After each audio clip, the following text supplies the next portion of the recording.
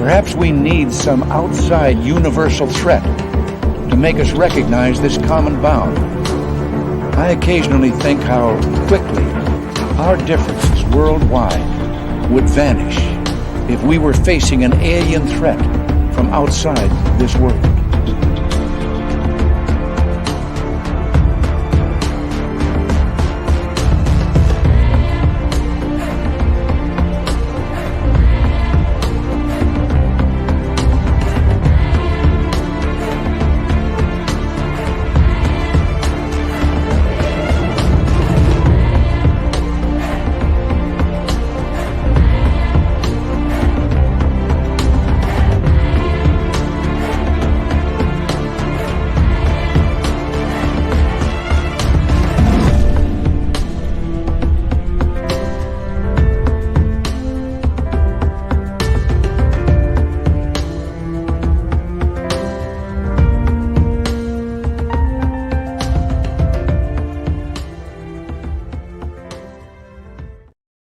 Good evening and welcome to Spaced Out Radio tonight. My name is Dave Scott.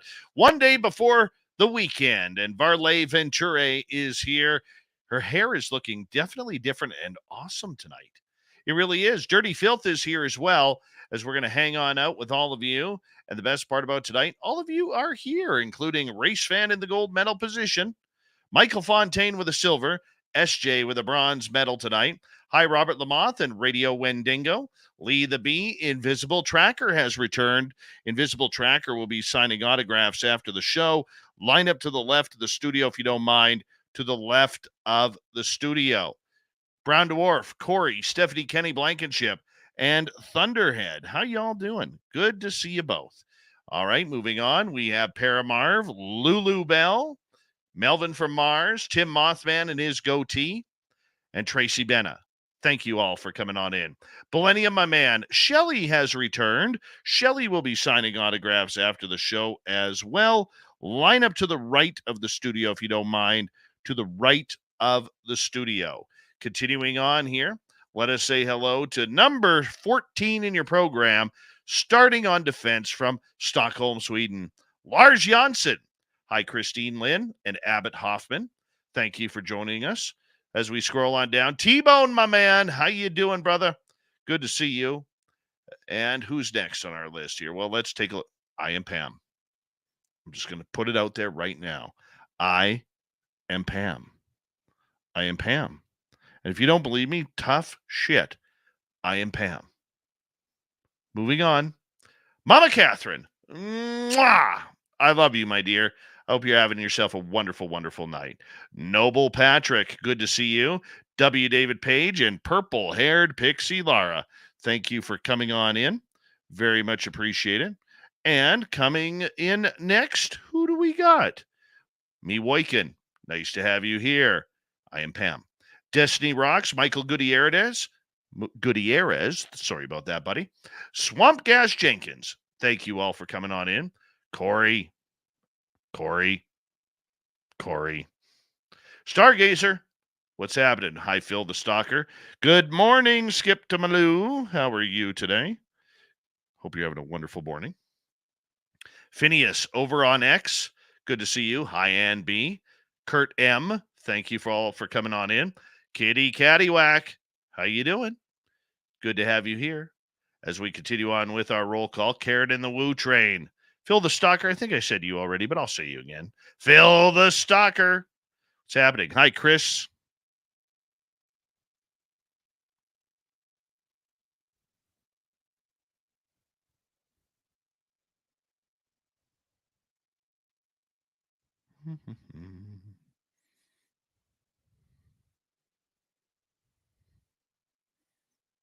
Teen, how you doing?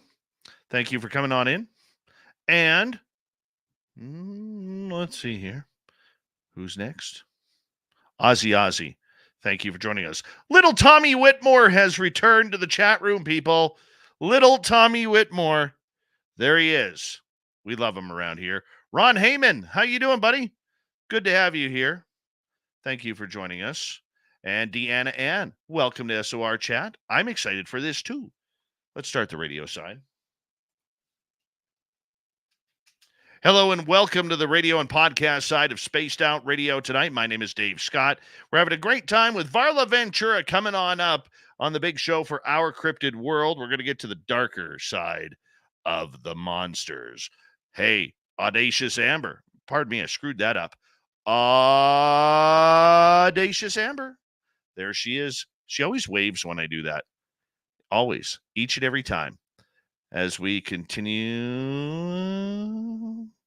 on down. I am Pam, by the way. I am Pam. Who else is next here? Yennefer with a soft J. Steam Train Mark in Australia. Please let me know if I'm alive tomorrow. There it is. I'm alive tomorrow. Scrolling on down. Let's see who else is here. Castle Dude, good morning. And we got 10 seconds before we launch. Mark Sanchez, good to see you. Do me a favor, everybody. Super chat is open. And throw those horns up. Let's rock.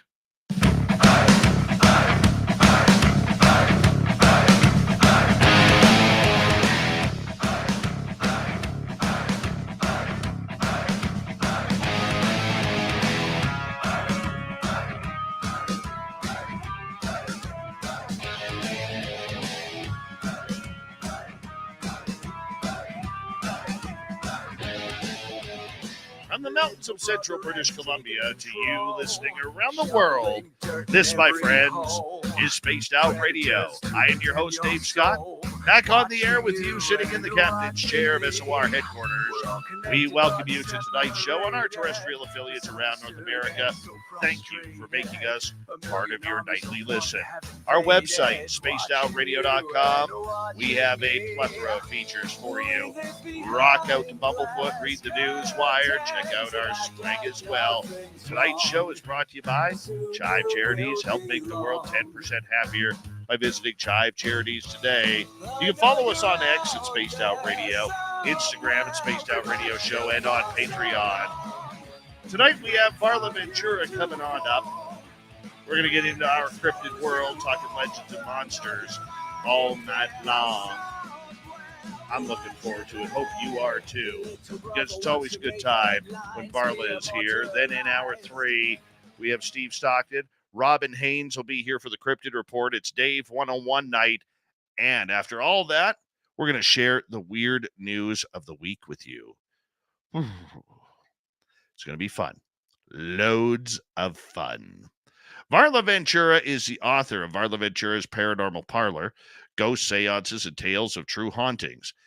She is also the author of 5 other books that are out there, with more coming on the way. Varla can often be found lurking around the deep, dark woods and lakes of Minnesota. She's on the hunt for anything beastly and spooky, and that's just at the nightclubs or the hockey rink.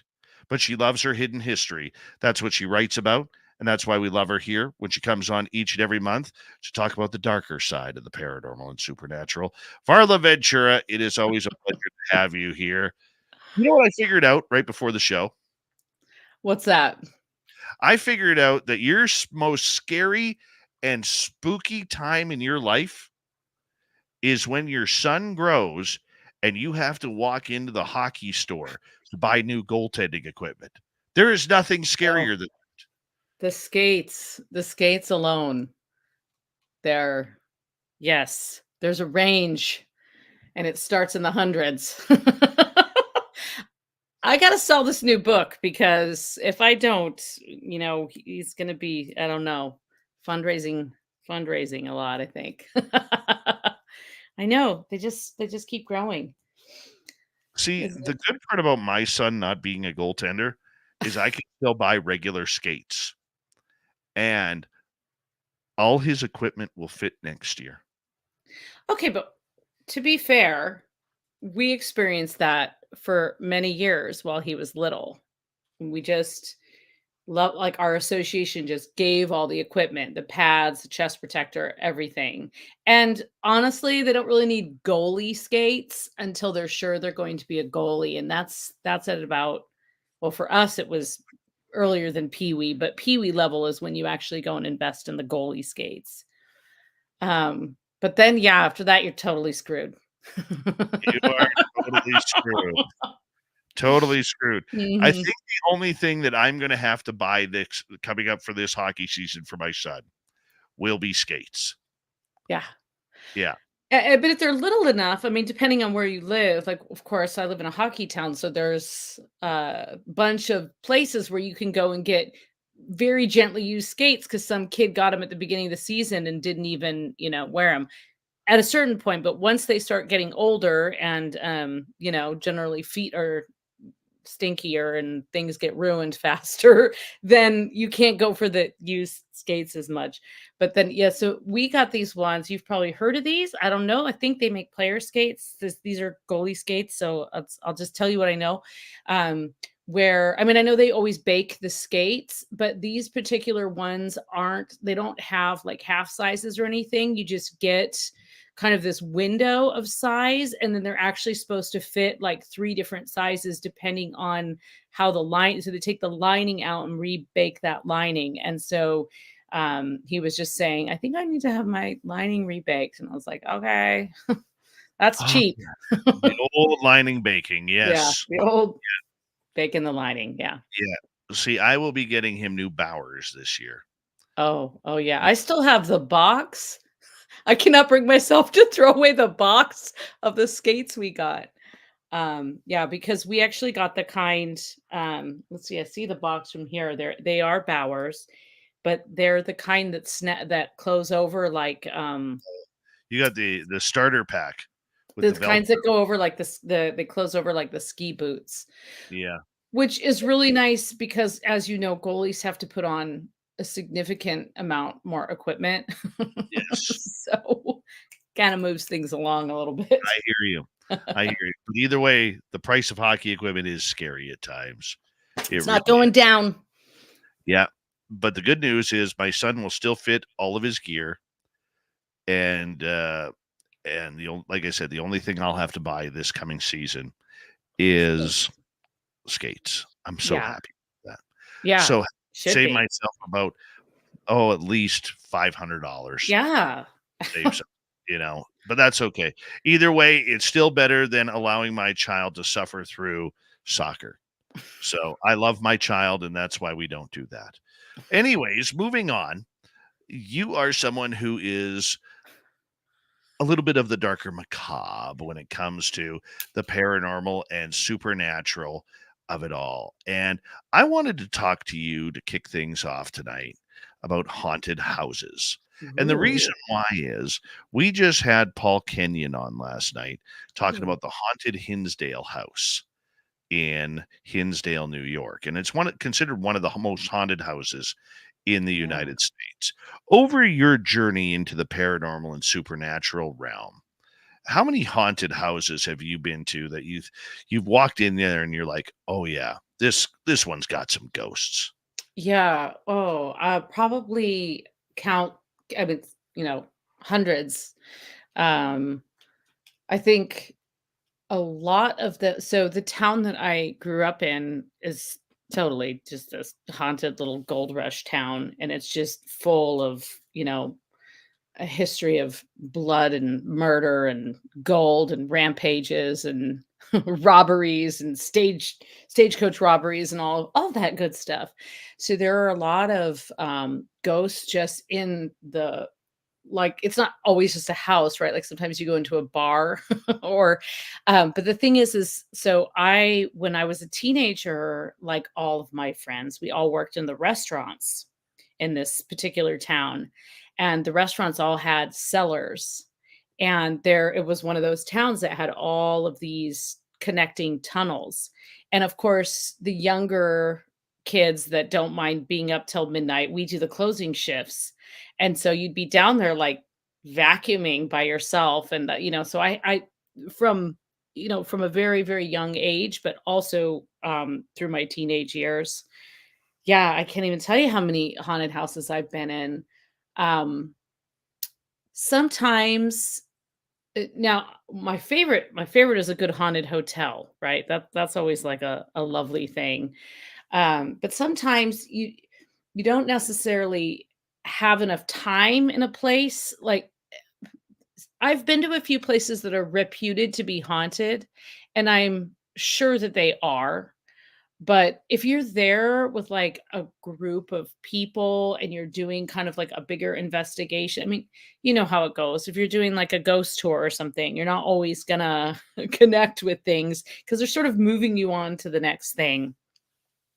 But my favorite place that I've ever stayed overnight in to date, well, there's quite a few, but um, is the Preston Castle in Ione, California. And so that's in kind of like the southern foothills.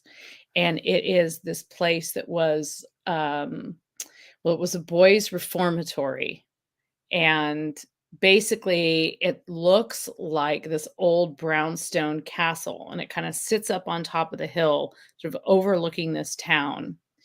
And it was kind of like a juvenile detention center, but it also was a place that, I mean, what juveniles did, what young boys did at that age to get in trouble could have been anything really, where they would be considered bad. They could have fidgeted too much in their seat at school, or stolen a penny candy. But also what would happen at this place, and I believe it was established in the 20s, and so people would bring their sons there when they couldn't afford to feed them during the Great Depression. And they had boys there as young as 8 to 18. So you can already kind of see like the template for this is kind of, it's just building up to be this like sort of horrifically haunted place. And when we pulled up, I was there with 2 of my sisters and my mother. We went there for, a fun overnight ghost thing, because that's kind of how our family rolls. And you arrive after dark, which was just so beautiful, because we're pulling up to this castle basically. But the top 2 floors are, at the time, were not completed, so it was sort of open rafters. And I just remember looking up and seeing this old sort of like, ruddy red brownstone with a couple of turrets. And I saw bats fluttering around the outside of these Victorian turrets. And I just was like, wow, this is incredible. So we went in, you kind of do like the basics, but they actually had some very cool docents. Everything was volunteer. And they were basically trying to raise money to restore the place. But what was also creepy about it is that right along the property line, which was right there, right next to a few graves that were on site, was a barbed wire fence, because there was an actual reformatory, like active reformatory, right next to it. So that was kind of, like it was like a minimum security prison or something, all just kind of clumped together in this spot. So it just really created this very sort of ominous atmosphere from the get-go. And then I remember the part that really kind of shook me and shifted my view of that place. And we're talking like peeling wallpaper, and like, weathered, cracking floorboards, and an infirmary with an abandoned hospital bed, and iron bedstead, and an old wheelchair in the corner. Like, it's not staged. That's just how it is. So it's absolutely like, you're walking in there thinking, if this were a horror movie, who would I be? would I be the like final girl that makes it, or am I just going down from the get-go? But the part that really kind of shifted my view of the whole place, and I really started feeling the kind of, I don't want to say sinister element, because I felt like it was a very, I don't know, it was a helpless element to it. But there was a place where you entered in, or where the kids were entered in, and they were put into this pool. And they were basically like thrown into this swimming pool that was in the basement. And the swimming pool, of course, was full of bleach and, it was meant to get any like whatever nits and bed bugs and all of those things and lice. And then they would shave their heads and give them, this robe to wear or whatever it was, white shirt and pants or whatever. So it was pretty that was a real creepy part of it. I mean, forget everything you know about poltergeist and the swimming pool. Like you're already kind of like, there's a swimming pool in the basement, but no, it wasn't really a swimming pool, right? It was like a torturous dunk pool. And it was at that point, my sister and my sister Wendy and I were like immediately like just looking at each other like this is the most horrible place we've ever been.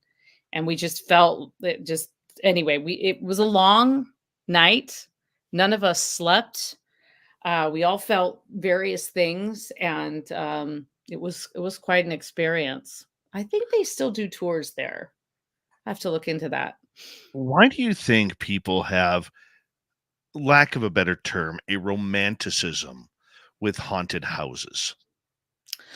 Oh, well, because they're romantic, Dave. No, because I think that we really owe that to the Victorian ghostwriter. That is really where the romantic haunted house came into our regular lexicon, our everyday around the hearth lexicon. Of course, we've been telling ghost stories and haunted stories, as long as we can remember, right? Sitting around the fire, there's something very bonding about being scared together.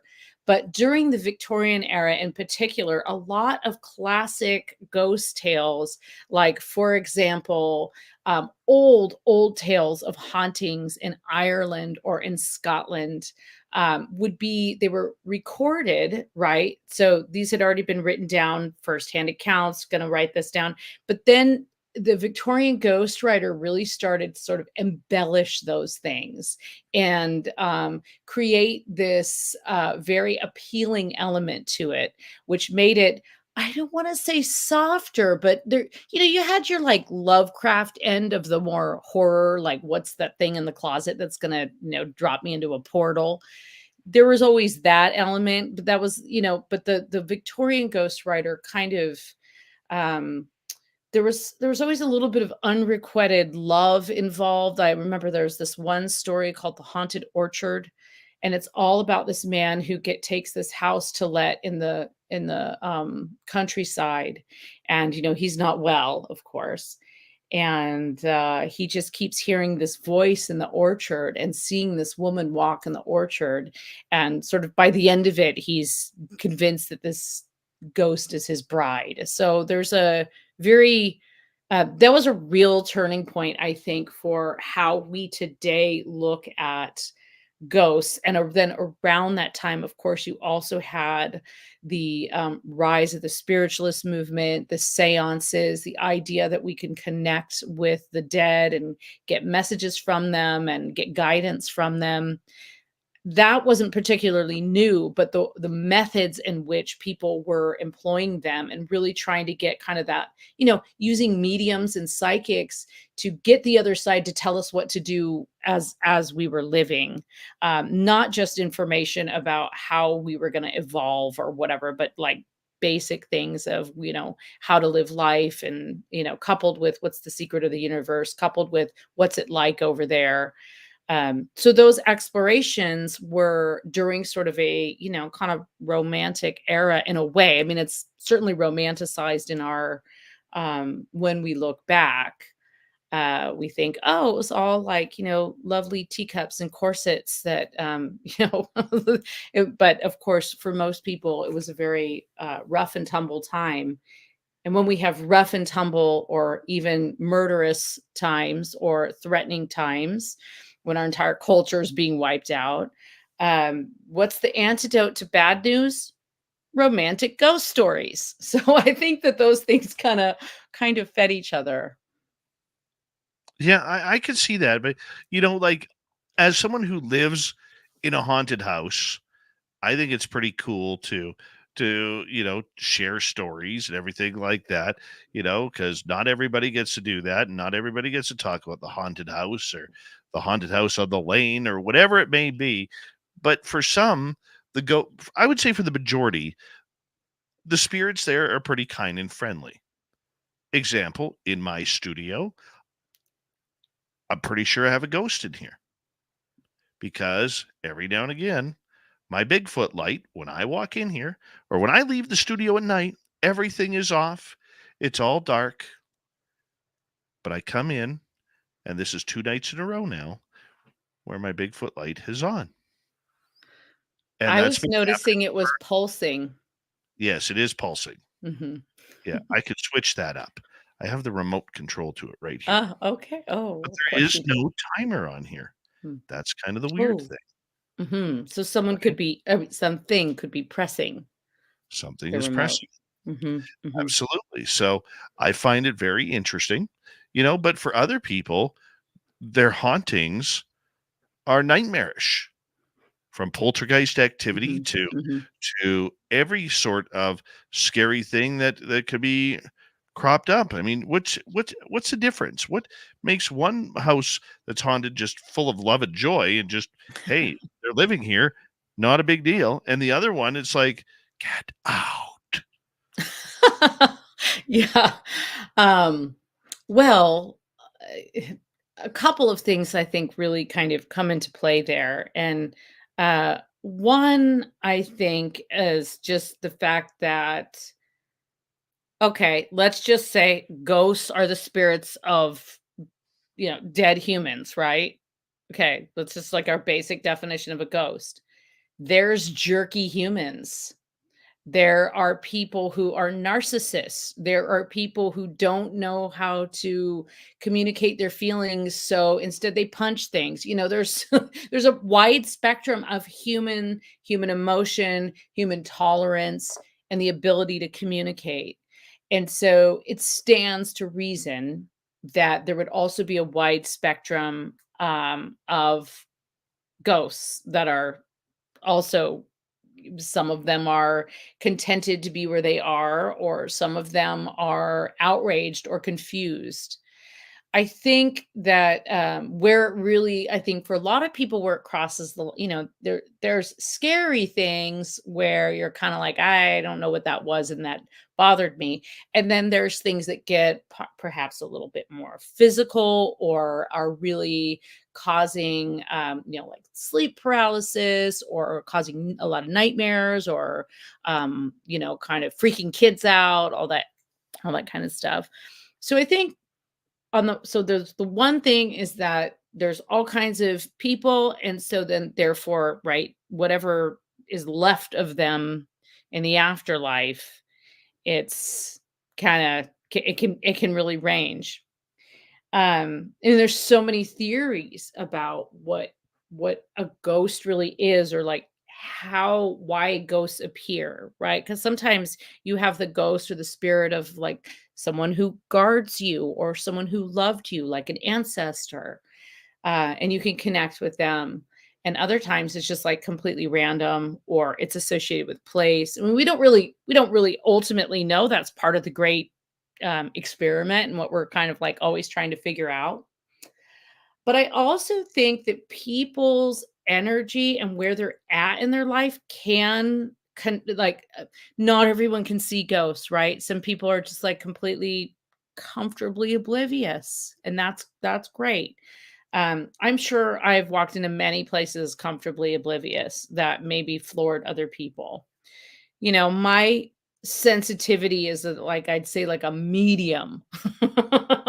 No pun intended. But like a medium. I'm not like I mean, I had a friend, um the Scottish friend of mine, who couldn't walk by cemeteries because he heard too many voices when he walked by the cemeteries. He was constantly being bombarded by spirits who wanted him to give a message. VarlaVentura.net is Varla's website, where you can find her books, or at any major bookstore. When we return on Spaced Out Radio, what would you do if you saw a monster? We'll be right back on Spaced Out Radio.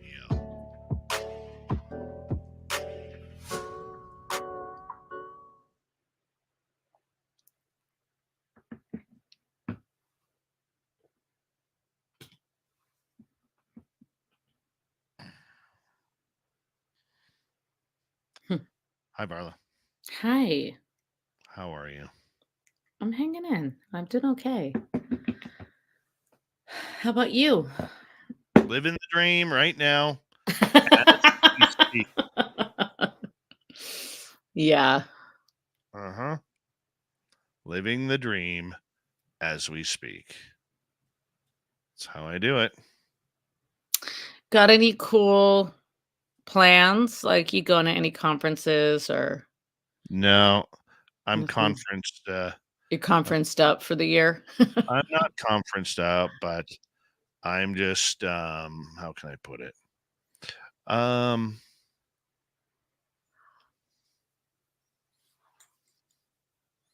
I used to think conferences were really important Mm-hmm. in order for the popularity, and I just don't believe that anymore. And I would rather spend time on the air with my fans than be at a conference. I got one more conference in August. Mm. It's a local one about a couple hours south of me. It's a Sasquatch one. But from there, yeah, I'm done for the year. So Yeah. Yeah. yeah. And frankly, I don't know if I'm doing any next year. I mean, I may go help out Lori and Fenton at UFO Con in San Francisco, Mm-hmm. Mm-hmm. but I don't know. I really don't know.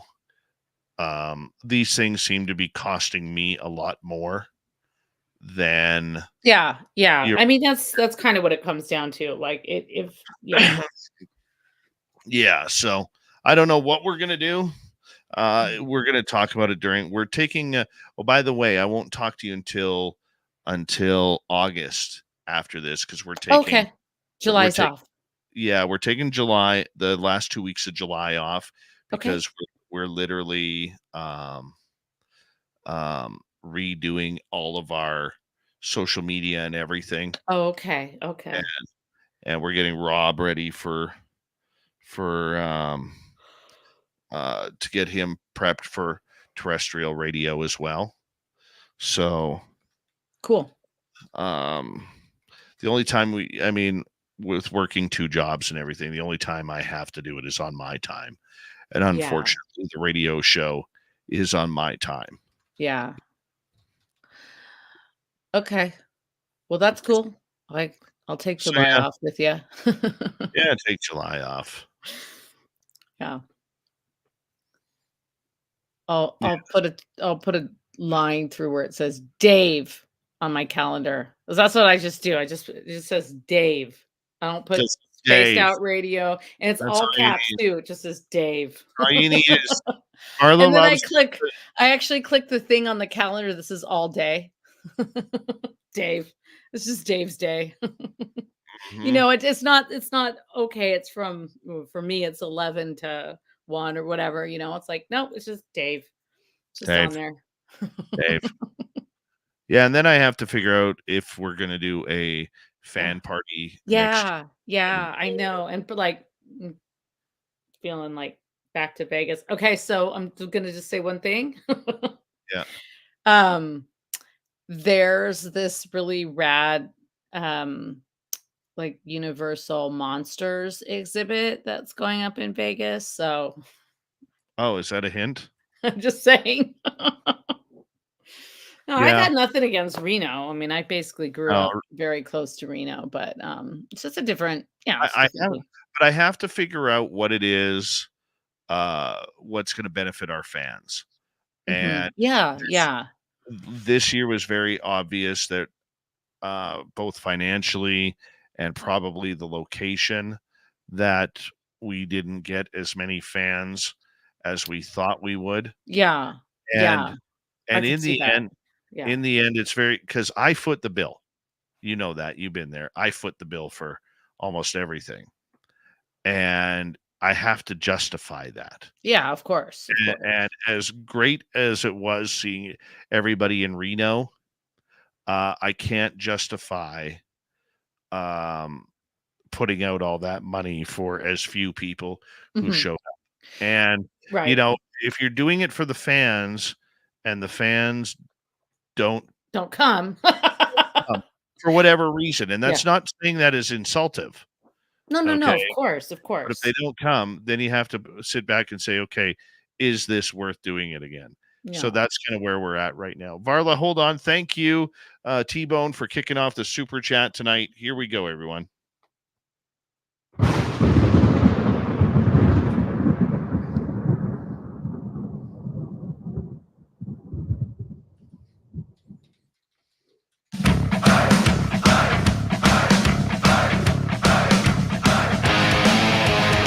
Here we go with the second half hour of Spaced Out Radio tonight. My name is Dave Scott. We always appreciate you tuning us on in because we love talking the woo with you.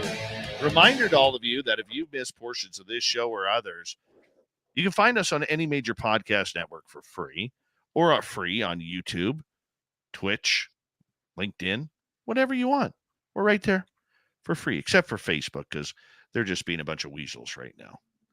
Oh, I can't stand Facebook. Can't stand Facebook. Our website, spacedoutradio.com. You know what we have for you there? No ugly swag. You can go to our store, go shopping, pick up stuff, and you're not going to be embarrassed to wear it out in public because I don't put anything that's ugly out there. So make sure you check it on out. You can rock out to Bumblefoot as well. Follow us on social media. On X at Spaced Out Radio, Instagram at Spaced Out Radio Show, and you can join the Space Travelers Club on Patreon. VarlaVentura.net is the website for the lovely and talented Varla Ventura. And Varla, you can find your books anywhere in the United States, around the world, at any major bookstore. Yes, people, there's still bookstores out there. Thank God. What would we do without bookstores? I love bookstores. I do. There's something special about them. If you haven't been to a bookstore in a while, go, enjoy, smell the paper. A bookstore smells awesome. Mm-hmm. And the older the bookstore, the better the smell. Don't you think, Varla? Oh, 100%. I have a real, I have a real addiction. I really genuinely do. I have thousands of books in my house, and yet anytime I'm anywhere near a bookstore, I just have to go in, and then I just say, well, I have to support the bookstore. I got to support the local bookshop. I mean, I won't keep them in business. Yeah. That's one thing though that I cannot stand, and I wish people would get out of the habit. Okay? Buying books? No, and that's buying online books. Like, oh, you mean like Kindles? Like Kindle and all of that. I hate it. There is nothing fun about taking your finger and swiping a page. Okay, so I don't like it. I personally do not read on Kindles. I really enjoy a physical book. However, I think you're forgetting about people who have some limitations. For example, my dad can't always hold up he loves to read, but honestly, holding up a big old Tom Clancy novel is he has a neuropathy in his hands. It's difficult for him. But he can read on the Kindle. He can take a little Kindle with him. So I think I agree with you to a point, but I will always choose a hard, real book over an electronic book. However, in my opinion, any way that people read, as long as they're reading, is incredibly valuable. Because I don't think people, some people I know have a Kindle because they read so much they can't take 50 books with them when they go somewhere. Okay. That works, so I'm just saying, I have come to this, I share your sentiments about books 100%. I have a hard time reading on a screen because I spend a lot of time writing on a screen. So when I want to read, it's I need to kind of check out and be away from that. But I got my dad a Kindle a couple years ago, and I loaded my books on there. He'd not really ever. It gives him the ability to just read it whenever he wants, and it's a beautiful thing, and I can see I have it hooked up to my account, so I can see when he buys books. So I can see what he's buying, it's like, the Texas, some kind of like Texas Ranger book or something like that. And I'm just like, oh, let's see what dad's reading these days. So it's great. And I'm just happy that it gives him the ability to just read whatever he wants whenever he wants it. He's not someone who can physically go out and go to a bookstore and go to a library and spend a bunch of time there picking out a book, but he can click a button and he can read. So I get that, and that to me is understandable.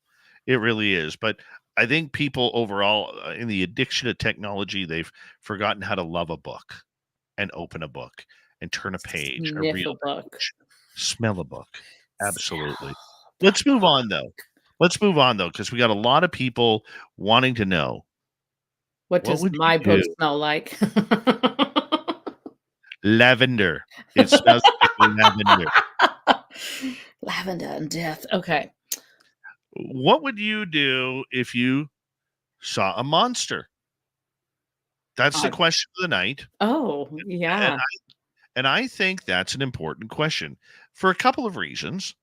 Number one, I'm going into the forest this weekend, Okay. and I'm expecting, if Samantha Mowat, my psychic guru, is correct, just like she always is, I'm expecting some serious doo-doo to hit the fan. Oh, okay. Mm-hmm.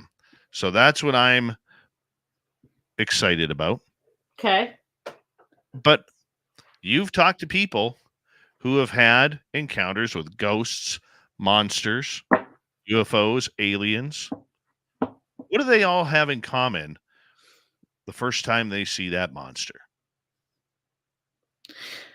Honestly, I think for many people, myself included, the first encounter is usually one of disbelief.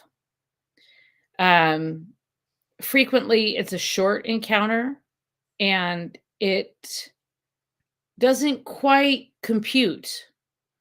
And so it's usually after the second or third like sighting. Okay, so a cousin of mine who they might be listening tonight. Hi, Michael Jason.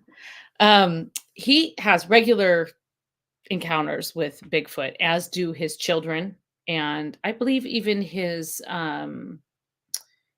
wife has had heard or seen a couple of things. And I think what happens is the first time you can sort of explain it away. The second time you start really questioning about the first time, and by the third time you're in. You're a believer. That doesn't mean that things aren't scary. I think anything unknown is typically scary for people. I am not afraid of monsters at all. Because I think I think that when I've encountered something that has been like more on that spectrum, like a more threatening spectrum, first of all, I look at the company I keep. That's the number one thing I do. If I'm in a situation and I'm with anyone else and something happens, then I take that as a warning and then I take it as a personal warning to myself.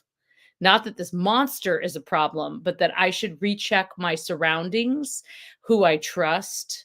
So I guess like I'm just so locked into the world of all these old stories and almost the same story again and again and again, different century, same story, that I can't help but plus the very sort of uh esoteric side of me. I always think these things are for a reason, and it's a very sacred experience, and there's some kind of lesson there. So now, am I going to go seeking some kind of swamp monster? Honestly, probably not, and I'll tell you why. Because if I was the swamp monster, I wouldn't want a bunch of people coming through annoying me with cameras and probes. sometimes you just have to respect the monster and give the monster some space, and then maybe the monster will make itself known. Although I do think, I wouldn't mind hanging around Loch Ness for a good solid year, maybe just sort of like a little house that overlooks it, and you could be riding and just look out at the lake, see if you can, see if Nessie rears its head.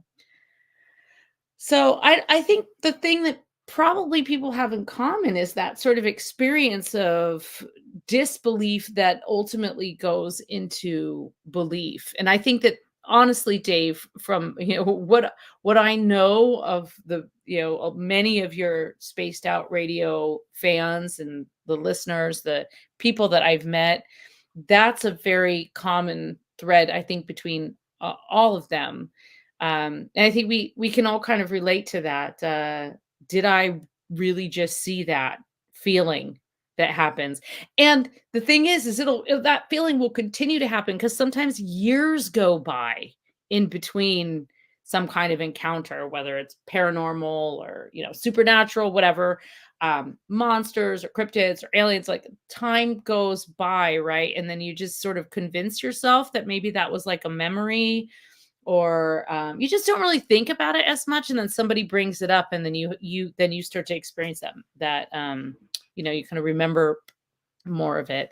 So I think that is also kind of part of the realm in which monsters dwell. They do not like just hang out next to us as much as I'd love that. They don't hang out next to us at the bar, right? They dwell in their own realm. And that realm is one of trickery, and it's one of magic, and it's one of kind of a totally different agenda than what we imagine as humans, and are like, we must find, we must conquer, we must dig it all up and then replant it. So it's a different agenda. So I think we just kind of like occasionally get glimpses into that, and that can be terrifying for sure. Absolutely, for sure. I think, when we have those encounters, when we have those startlings, one of the things that you said right off the bat of that extra long paragraph, which was awesome, by the way, was the fact that these first sightings always seem to be so fleeting, where your brain is questioning, Did that just happen? Did Yeah. I just see that? Did I just have that happen? Did that ball get kicked off the ground and fly through the air in my backyard? There's no wind outside, yet the swing is swinging, Mm-hmm. back and forth. There is all this kind of stuff that goes on that we just can't explain, and for a lot of us, we don't want to explain. Tell us a story, if you don't mind, about one of your first encounters that really made you question reality. Well, so many. Actually, while you were talking, I was thinking about sort of something that I went through when I was writing the paranormal Parlor book, because I've been a person that's been interested in like villains and ghosts and the dark since I was a little. I mean, I always rooted for the villain. I just always like, I mean, I had like this huge crush on like Jason, like all of the like horror movie villains.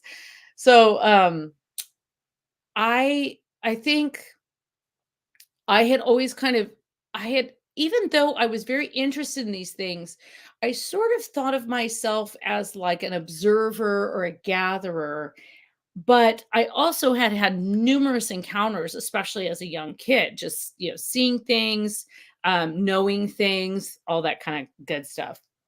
So I think that something that happened for me, this is not exactly what you asked me, but it is kind of relevant. Is when I was putting that book together, I was interviewing people and I was asking them about their stories. That's something I've done for years, right? I've gathered stories, and as I was doing that, I really started to just it sort of started coming out, like my own experiences started coming out, and it's not that I didn't talk about those things before, but I had never written about them. Well, who wants to hear about my stories? I want to hear like this really amazing story about this haunted boathouse or whatever. And in doing that, I was able to kind of explore. And then I started delving back into some of my very, very early experiences. Um, but when you were talking about like the ball and stuff, that reminded me that when my son was a baby, and actually, I think it kind of started when I was still pregnant with him. But when I lived in the top floor of this old Victorian. I'd lived there for years. It was an attic. And I had this room. There was this other room. And it didn't really have a closet. So it technically wasn't a bedroom, whatever. And one day I decided I was going to paint it. Before he was born. And I happened to notice, this is like probably horrifying for anyone who's worried about like paint or lead exposure, but hey, I did what I did. I kind of peeled back this little section and I found this scrap of wallpaper. And I swear to God, I am not making this up. I still have it, probably. Maybe I left it behind. I think I still have it, but it was circus wallpaper, probably circa like 1930s circus wallpaper in this room that was kind of behind multiple layers of paint. And I was like, oh, that's so interesting. This was a nursery many years ago, right? And that's what I was making it into. Well, I think I sort of unlocked something there because that ended up resulting in what I called the haunted nursery. And it was sort of the haunted nursery years that I lived there. But even prior to that, my sister came to visit with her 3 children. And one of them, we had the curious case of the haunted toothbrush, where her toothbrush kept going off in the night. And it was like repeatedly kind of this electric toothbrush kept going off and she'd turn it off. And it was just it's a whole curious story of why this haunted toothbrush was happening. But we think that there was actually the ghost of a child in this apartment, and it was very playful, but it had not really paid me, it would mess around with me sometimes, but it hadn't paid me much mind until children were present. Um, and so in writing about that, that also kind of took me back to some very early experiences I had just sort of on the property where my parents bought this chunk of property way up in the middle of the woods. And there was an old mine shaft on this property. Like someone had dug a mine shaft and they were gonna look for gold right there. And I remember sitting by that mine shaft and hearing things come out of it. And I was really little, I was 7 or 8 years old. But I remember hearing voices come out of it and honestly thinking not much of it, right? It was just like, oh, they weren't saying, come here, little girl, or anything like that. But they didn't really scare me. I think I thought that it was just, I don't know. I think I just accepted it. So that's another part of the whole experience with monsters or ghosts or anything. I said our first experience is fleeting, right? But Yes. that might be our first sort of like adult experience, because I think that if we dig a little deeper, it's not true for everyone, but children have a tendency to just sort of accept things, right? They live in a world where it's entirely possible that a blue dog will knock on their door, right? So in their minds, like seeing something that technically isn't there, right? That we can't see, that doesn't really, they just sort of accept it on this other level. So I think that there were things like that, like the voices in the mine shaft. Sounds kind of freaky, like when I say it now out loud, but really, there was this sort of acceptance that that was just a thing that happened. Of course there's some sort of like spirit inhabiting this mine shaft. Of course there is. There always is a spirit in a mine shaft. I mean, yeah. There's always a little bit of aliens everywhere. There's always a little spirit in the mine shaft, and so on and so forth. When you have, as we got about 4.5 minutes before we go to break here at the top of the hour, Varla Ventura is our guest. When you have people come up to you and say, "You're not going to believe what happened to me. I've never believed that I would see something like this," or whatever the role is that comes to play at that point. how do you react to them? How do you react to somebody who says, Varla, I had an alien in my bedroom last night. I was paralyzed. I could not move.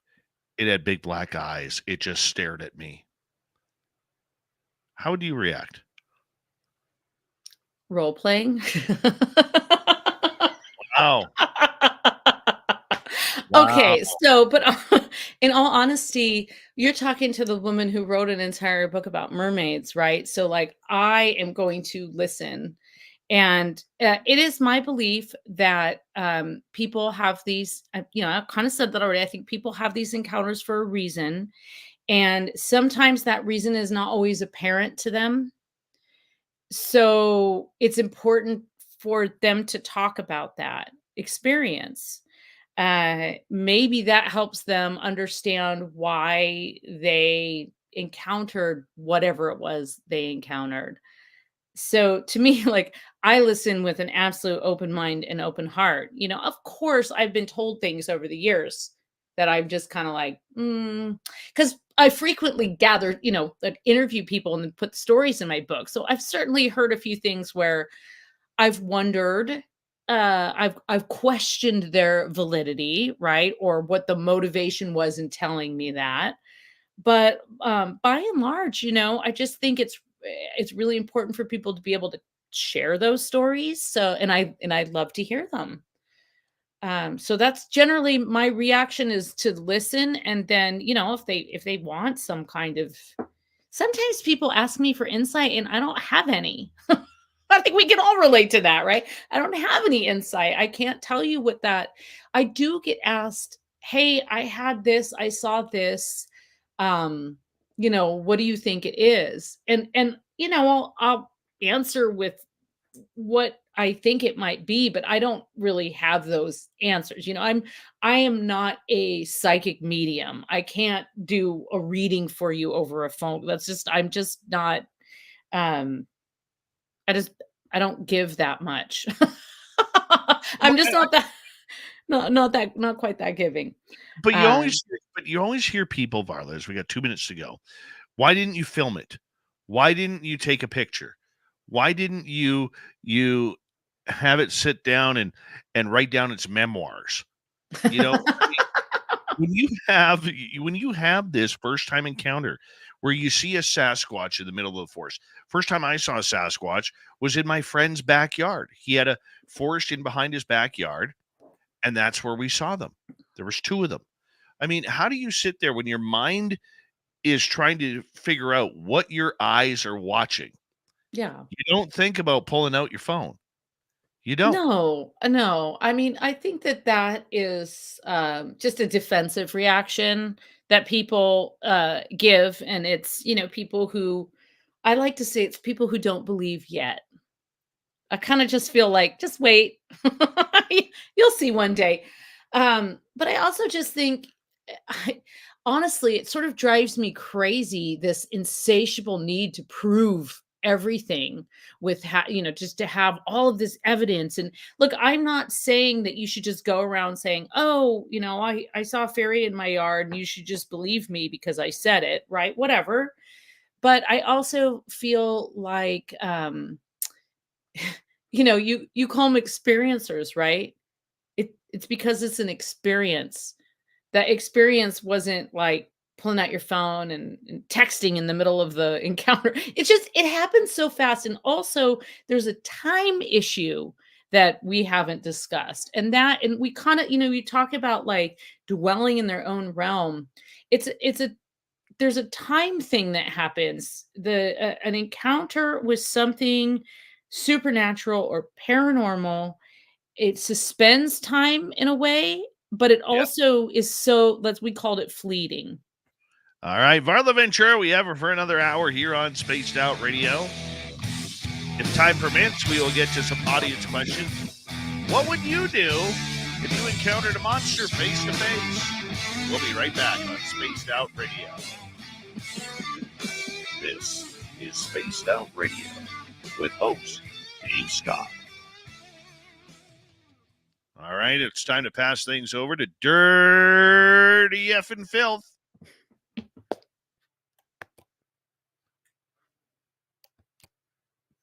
It's always Hi, amazing Dave. how the Hi, Varla. my God. Hi. Phil, where have you been? I've been preparing for the art walk in Edmonton and working a whole bunch of extra inventory time, which is terrible. Yeah. Well, we missed you. I missed you guys. I complained about it. My fellow employees, you're not very happy about listening to it every day, so that's all right. Yes, it's the White Avenue Art Walk. If you live in Alberta or Edmonton area, you should come down and buy original artwork so I can buy snacks for my cats. I went to get the little art package they give me. You get your little badge and everything. Excuse me. And I was all excited because on White Ave there's a little pizza place called Checkers. It's run by some like random little old lady and her husband, and at least that's who's there when I go in there. Anyways, I'm rambling here. But I was all excited to get, and they sell pizza by the slice. And unfortunately, I came out of getting my package. I got sucked into the WeBook Inn because they have cats there. But I had strong willpower. I did not buy excessive amount of books that I already had, and I just wanted like a different cover for it because I have that problem. I'll buy the same book twice if it has a different cover. Oh, yeah. Or a different language. Anyway, so I went into the bookstore and came back out, and the bus was already there. And so I had to jump on the bus, and I didn't get to have my slice of pizza. So it's just the anticipation's building. So anyways, the art walk is July 12th to the 14th in Edmonton, Alberta, Canada, Earth, Milky Way, Alpha Quadrant. And yeah, I've had to frame up a whole bunch of my paintings and junk. I get a whole bunch of them. They're all framed up and fancy. I'll grab one here.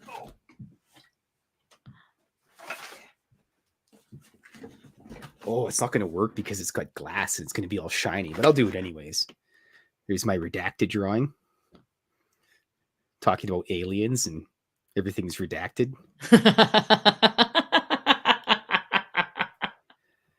It's like, that's totally not a gray alien with a Groucho Marx mask on.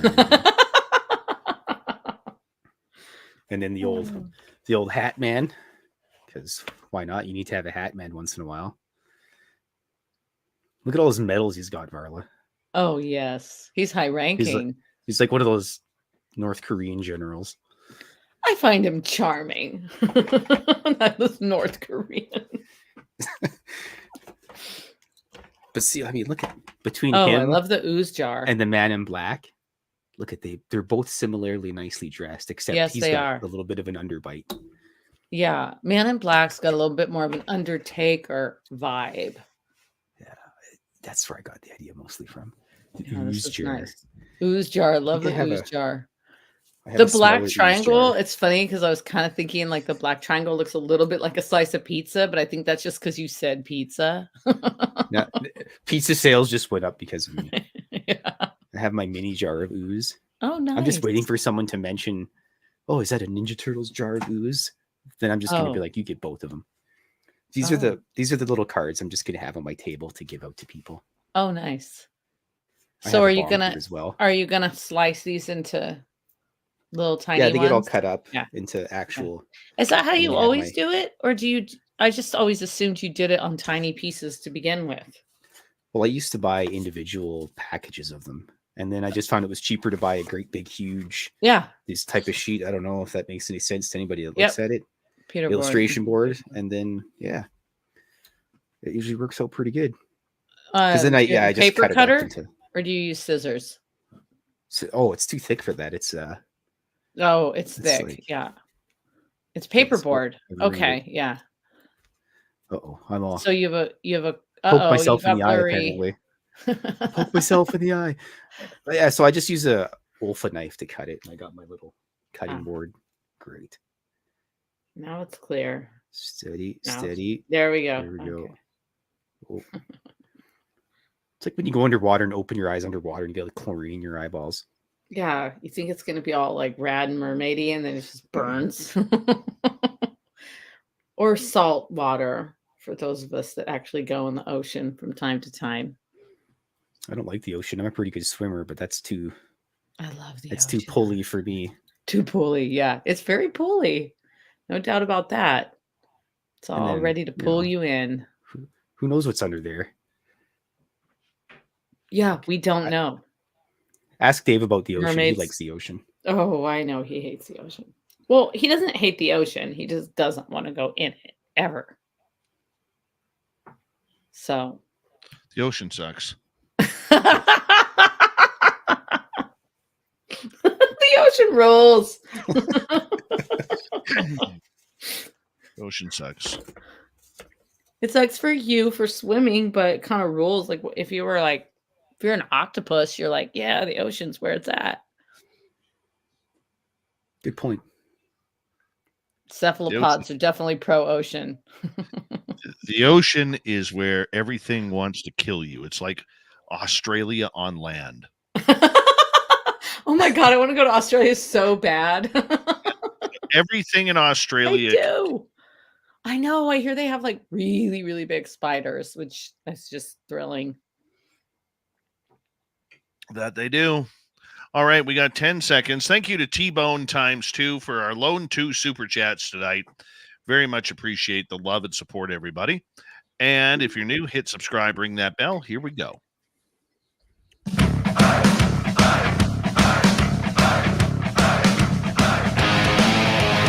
Here we go with the second hour of Spaced Out Radio tonight. What would you do if you saw a monster? We'll get to Varla Ventura next. Hello, everyone listening in on our terrestrial affiliates around North America. Thank you so much for tuning us on in. We love to make your nights a little bit more fun. Our website, spacedoutradio.com, we have a plethora of features for you. Rock out to Bumblefoot, read the news wire, check out our swag as well. Follow us on X at Spaced Out Radio, Instagram at Spaced Out Radio Show, and on Patreon in the Space Travelers Club.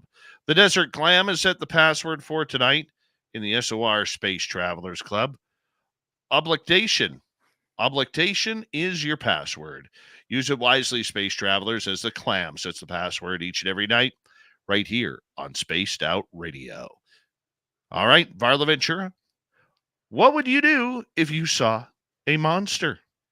Bigfoot, Dogman, ghosts, aliens, puck wedgies, you name it. There's a lot of monsters out there right now that are being seen by everyday people.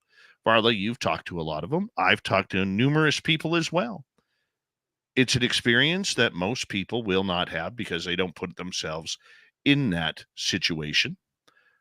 But those who do, their life changes forever, doesn't it? Oh, yes. I think there's no coming back from it.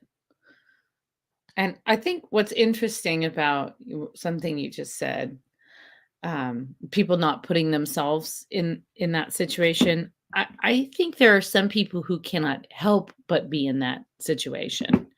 I think probably more so if you're talking about like ghostly kind of encounters, but some people really do seem to be magnets. My cousin, it's a great example.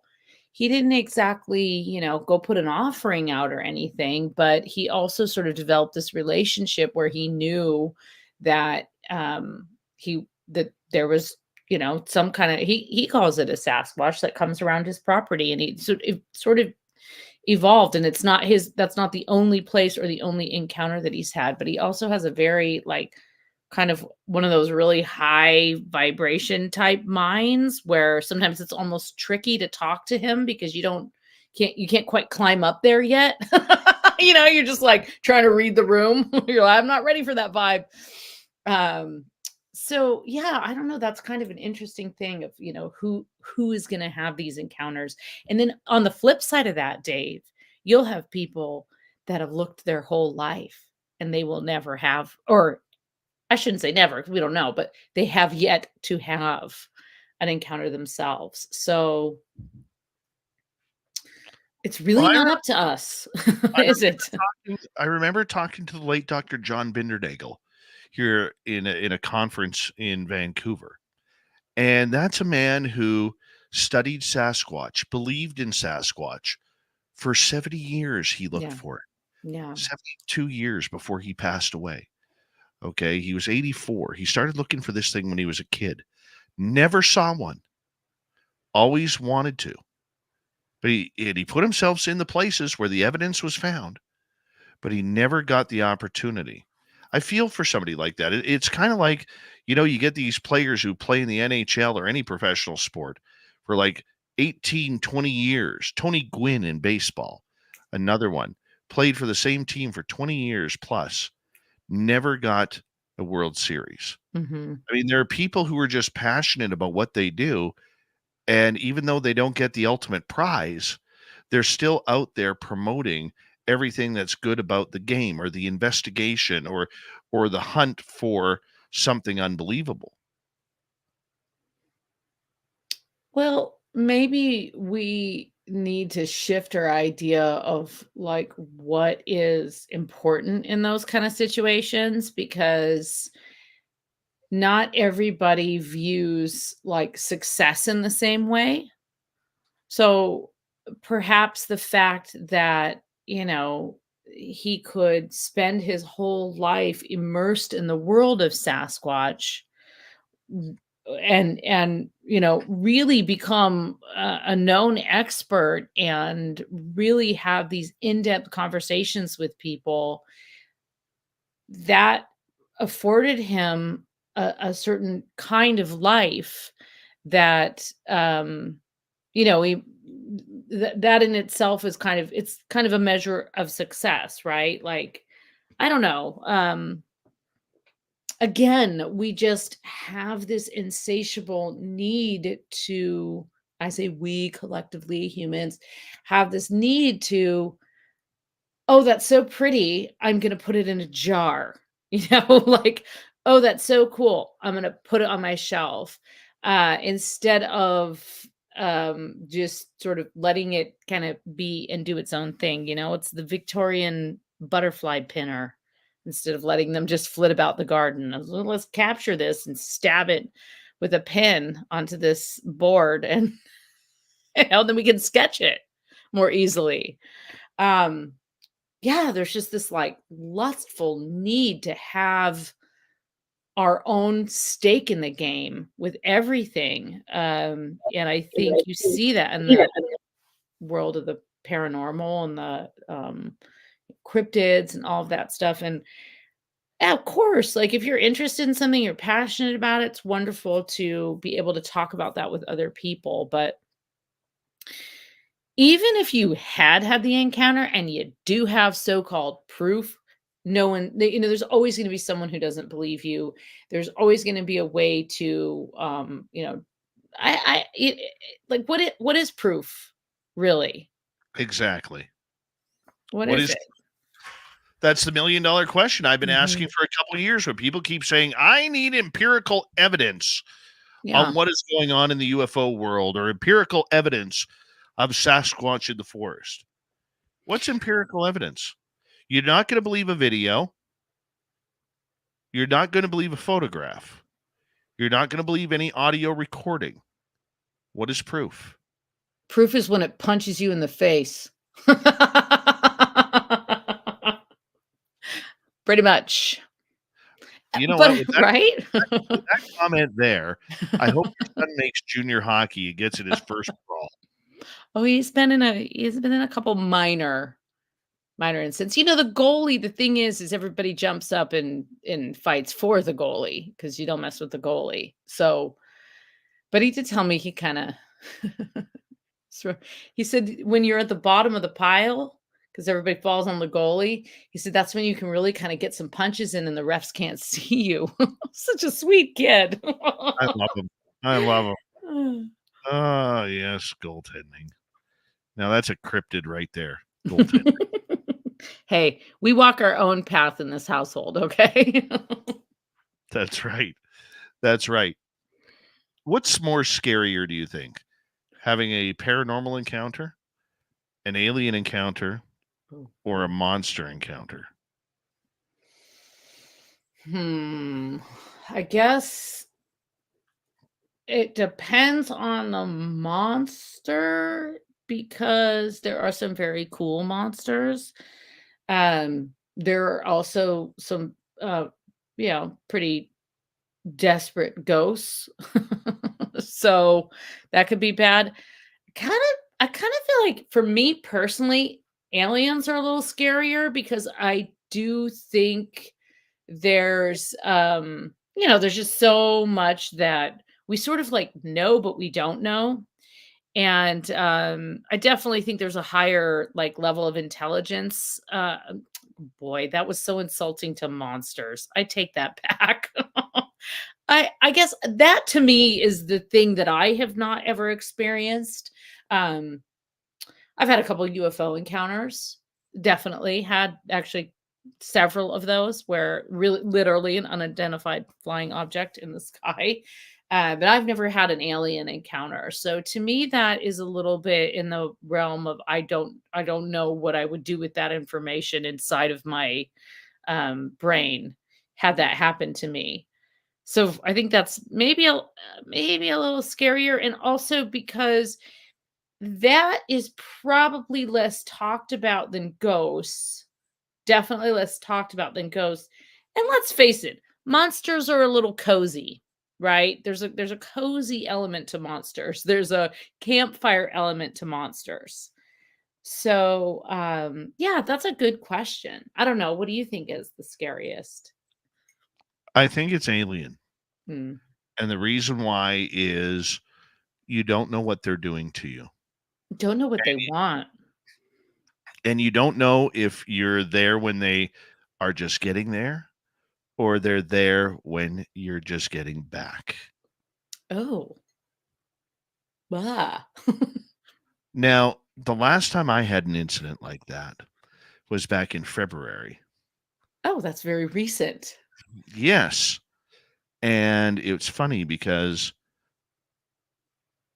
every time I get abducted, I have minimal recall on about 9 times now, 8 or 9 times. And on this occasion, it always starts off like a dream. And for anybody who's an abductee, they know what I mean. But when I say you get this gravitational pull that they're taking you, excuse me. And the minute I feel that gravitational pull, I'm like, oh God. So on this occasion, in my dream, because I think the dream is a facade, I had one of those old Nokia cell phones, the indestructible ones that they'll dig up 3,000 years from now, plug in, and it'll still work. Yeah. One of Yeah. those ones. Yeah. And it dropped on the floor. And in my dream, my dad was there. And when I got back, I don't know, I was gone. When I got back, I woke up. I was lying on my left shoulder on my side, and I knew there was one behind me. And I figured, do I look? And everything in my body is telling me, don't look, don't look, don't look. He's right there. So I started to peer my head up, just like So you this. looked. And out of the corner of my eye, I see this bright white flash of light go blip right outside my window. And then all of a sudden, the feeling that the alien was there was gone. But the weird part happened after. And that was I had to go to the bathroom, which is normal. I woke up, I had to go to the bathroom. And so the minute my feet touched the floor, I got the worst chills and shivers like I was having pneumonia. Oh. And it was so bad, this chill, that my teeth were chattering. And I immediately, after I went to the bathroom, I'm like, screw this, I'm going in the shower. I got to warm up. But my chest felt different. It was like they did something to my chest. So I remember looking back when I woke up in the morning, I was really emotional because my chest felt cold. Like on the left side of my heart, it felt cold. And at that point, I was just getting into this right before I got into using a CPAP machine, and I wasn't really healthy back then. It was at the start of when I was starting to improve my health. And I remember being really emotional. Like I felt like I got fixed somehow. Hmm. And I called my dad in the morning right after that. And I said, Dad, how did you sleep last night? He goes, I was tossing and turning all night. I woke up a couple of times, but normal. I said, well, what time did you wake up? He goes, 7 in the morning. I said, no, in the middle of the night, what time did you wake up? Because I went to bed at 1 a.m. after the show, Pacific time. And I woke up at 2:09 a.m. when this happened. And my dad said, around 2 o'clock, 2:09. And I said, what woke you up? And he goes, I heard a loud bang on the floor. And remember in my dream, I dropped the cell phone. And it went bang. And I'm like, he goes, it kind of stunned me. I said, and how did you feel when you woke up? He goes, to be honest with you, I was really cold. I said, like teeth chattering cold? He goes, no, not that bad, but I was cold. Cold enough that I went and got another blanket to put it on top of me. I went, okay. I said, and how do you feel this morning? And my dad he was a 50+ year smoker. And he, I think he's at the beginning stages. He quit early enough, but it still gave him a little bit of COPD. Mm-hmm. And he said, son, he goes, I'm going to tell you, this is the first time in years I haven't woke up coughing or wheezing. It's like some pressure was taken off my chest. And Wow. he goes, why do you ask? And I just said to him, my dad and I, we talk very trucker to each other. I just No said, reasons. like, Dad, you would not believe me even if I told you. He goes, but I'm like, but this is so bloody weird. So that's what happened to me. Wow. But that's so cool. Like, that's not very, that's not scary. That's amazing. No. Scary is this weekend going back into the forest with Merle. Ooh. I know. Nice. Merle Merle misses will protect you from anything. Come on. Merle got me down. What's the street in Vegas? Fremont? Yeah. Merle got me down Fremont Street at 2 a.m. and back unharmed. So Merle will protect you from anything in the forest. That's our Merle. Well, Merle and Samantha Mowat and our cameraman Richie are going to be out there, along with our bodyguard, Little Marky Spender, bodyguard against the predator animals. And we're camping out there. I don't want to camp out there, Varla. I really, really do. You don't want to, you just want to like go in and then leave? I do not want to camp there because when we were there at night last year, I got scared. It was just scary. And it felt like we were surrounded by everything. The area where there's a bunch of ghosts because of the plane crash, we started getting the smell of floral, fruity perfume coming through the trees. We had all around us, you would hear branches moving, but they weren't moving low to the ground. They were moving at about 6, 7, 8 feet high.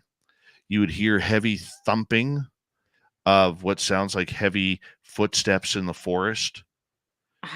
Go. you would see, we never got any odors like Sasquatch odor or anything like that. We never got that.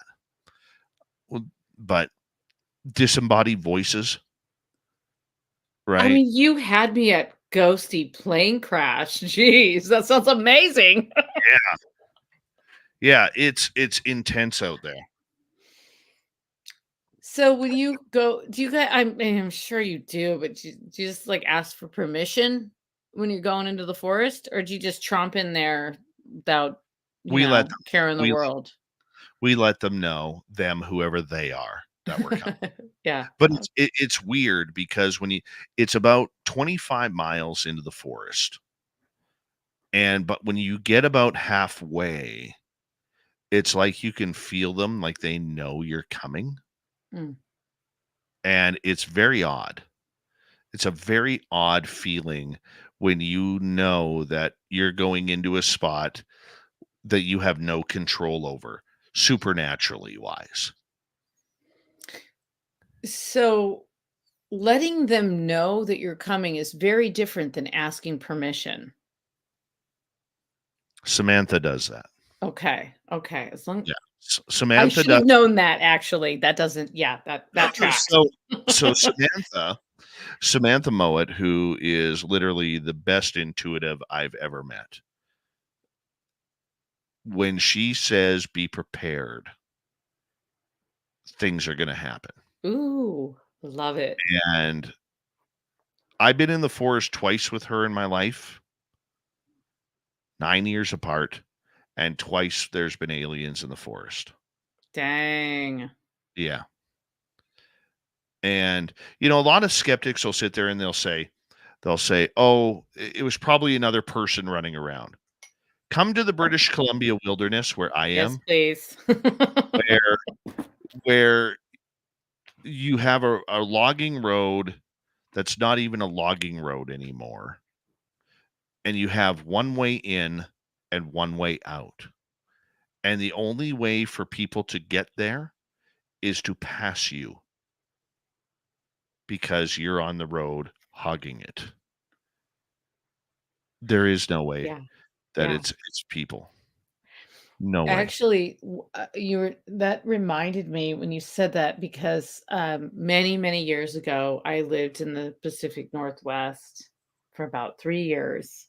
And now I mentioned multiple times, right? I grew up basically in Northern California. I spent a lot of my childhood in the woods. We didn't even tent. We just slept on the sleeping bag by the fire, like totally whatever. Um, and then I moved to the Pacific Northwest and I went camping one time not long after I had moved there. And I went camping and I don't even remember the name of the forest, but it was in Oregon. And I lived in Portland at the time. So it was, whatever, probably just like due east of that or, a little, wouldn't have been north because then we would have been in Washington. And it was, I think we went to go to like a hot spring or something like that. And you said logging road. We had to take a logging road to get there. And that was probably one of the scarier nights I've spent in the woods. And nothing happened, but I felt very unsafe the entire time. And I didn't feel unsafe like, you know, some maniac was going to come out of the woods with a chainsaw. I felt unsafe like I was not welcome where I was. It was like I had poked something that didn't want to wake up. It was very so you said that into the logging road, and I mean I've never been deep into the forests of British Columbia, but I have been to that part of the country, and I do know what you mean. It's definitely. It's very, very odd. But that actually sounds really fun. To me, it sounds really fun. I know it Well, sounds scary, but it's intimidating. And Varla, we Mm. got 30 more minutes with you here on Spaced Out Radio. We're going to continue. What would you do if you saw a monster? With Varla Ventura, author extraordinary. You can find her books at any major bookstore. My name is Dave Scott. We'll be right back with the second half of tonight's show.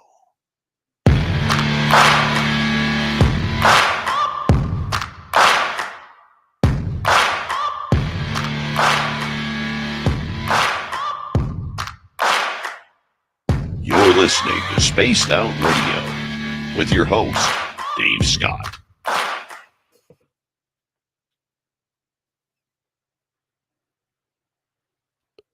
All right. Sweet Robbie G, you are not Dave. I am Dave. I am also Pam. Varla is Pam. We are all Pam. We're all Pamaholics. I'm a total Pamaholic. Me too. Love a good Pam. Me too. Mm-hmm. Mm-hmm. I am Pam. So do you bring do you just hike in with all the stuff? No, we can How drive in. far is it? Oh, you drive in. Okay, because Yeah, that's the logging road part that you were talking Yeah, about. we can drive in. There's an area that you have to go through this gully and then a real steep climb. You need it's made more for SUVs with, like beefier SUVs. Like I take my Jeep in there. I've taken my ATV in there or my side by side in there. It's like I wouldn't take a truck in there or a car. That's for sure. All right. Mm-hmm. Okay, so how long are you going for? I'm not sure if we're spending 1 or 2 days sleeping there. I don't want to stay the night. Merle wants to stay the night. Oh, of course, Merle wants to stay the night. Yeah. Yeah, of course he does. Samantha wants to stay the night. My shotgun wants to stay the night. You want to stay in the truck. Davey wants to be at home in his bed. Where it's safe. Where it is safe, where the only thing that haunts him is a ghost that messes with his footlight. This big I footlight. Travis Moose. Yeah, but I thought of leaving them and then going back. and then going back in the morning. Okay, this is a horror movie in the making. But He just wrote the script. I am not doing that. I am not doing it. Of course you wouldn't do that. But I have my buddy Mark there. I've got Merle there. So what you do is so this is what you do, right? You all get in a circle and you sleep like this, back to back. So then at least you know who's at your back, right? So you don't have to that's what you do when you're kids and you're scared, you just just scooch up against okay, you got my back, I got yours. Right. Yeah, that's wild. That'll be interesting. I need to talk to Merle because I haven't really asked him about his he went to Virginia City, right? Oh, he had a Silver blast. City. Yeah, Silver City. Yeah. I haven't really asked him what he Yeah. Yeah, I love it there. Yeah, it's so weird there. He was in heaven. Yep, still in heaven. Still in heaven. Yeah, just on the subject that you brought up earlier about the whole fan party, I think one of the things about Vegas, I was thinking about this actually recently. I was thinking, okay, because you kind of said you didn't have as big of a turnout, you had really amazing people, you didn't have as big of a turnout. And I was thinking about it, and I was thinking, okay, so the thing about Vegas is that Vegas is kind of like a destination place, right? So I think there were quite a few people that came the year that I went. It seemed like they had sort of integrated that into their own vacation, right? So they had kind of worked that in. And right. And then the other thing about it is it's just a huge airport, and it's easy for a lot of people to fly there from various parts in North America. I know you had people come from much further than that. So I wonder if there's a little bit of that, because Reno, I can get a nonstop flight from Reno on a real crappy airline from where I live, but Reno is usually an extra flight for most people because it's a small airport. And that, unfortunately, smaller airports, instead of being cheaper, they're more expensive. So I think that, it's kind of one of those things where it's oh, you can, so Vegas is tricky, right? Because Vegas is you can get to Vegas real cheap, but then Vegas itself sort of sucks all the life and gold out of you. Yeah, I haven't figured out what we're gonna do yet. Yeah, yeah. It's just they're just it's interesting thinking about those very different places. Hugely. Big thank you tonight to T-Bone times 2. Greatly appreciate your love and support of SOR. So thank you very much. And don't forget you can shop at our Spaced Out Radio store, everybody. We do not have ugly swag. No ugly swag. None. None whatsoever. Here we go.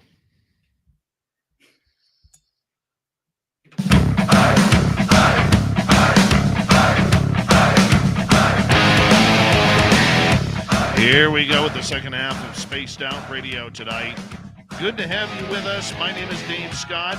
We always appreciate earning your listening ears, even when we talk monsters. So thank you very much.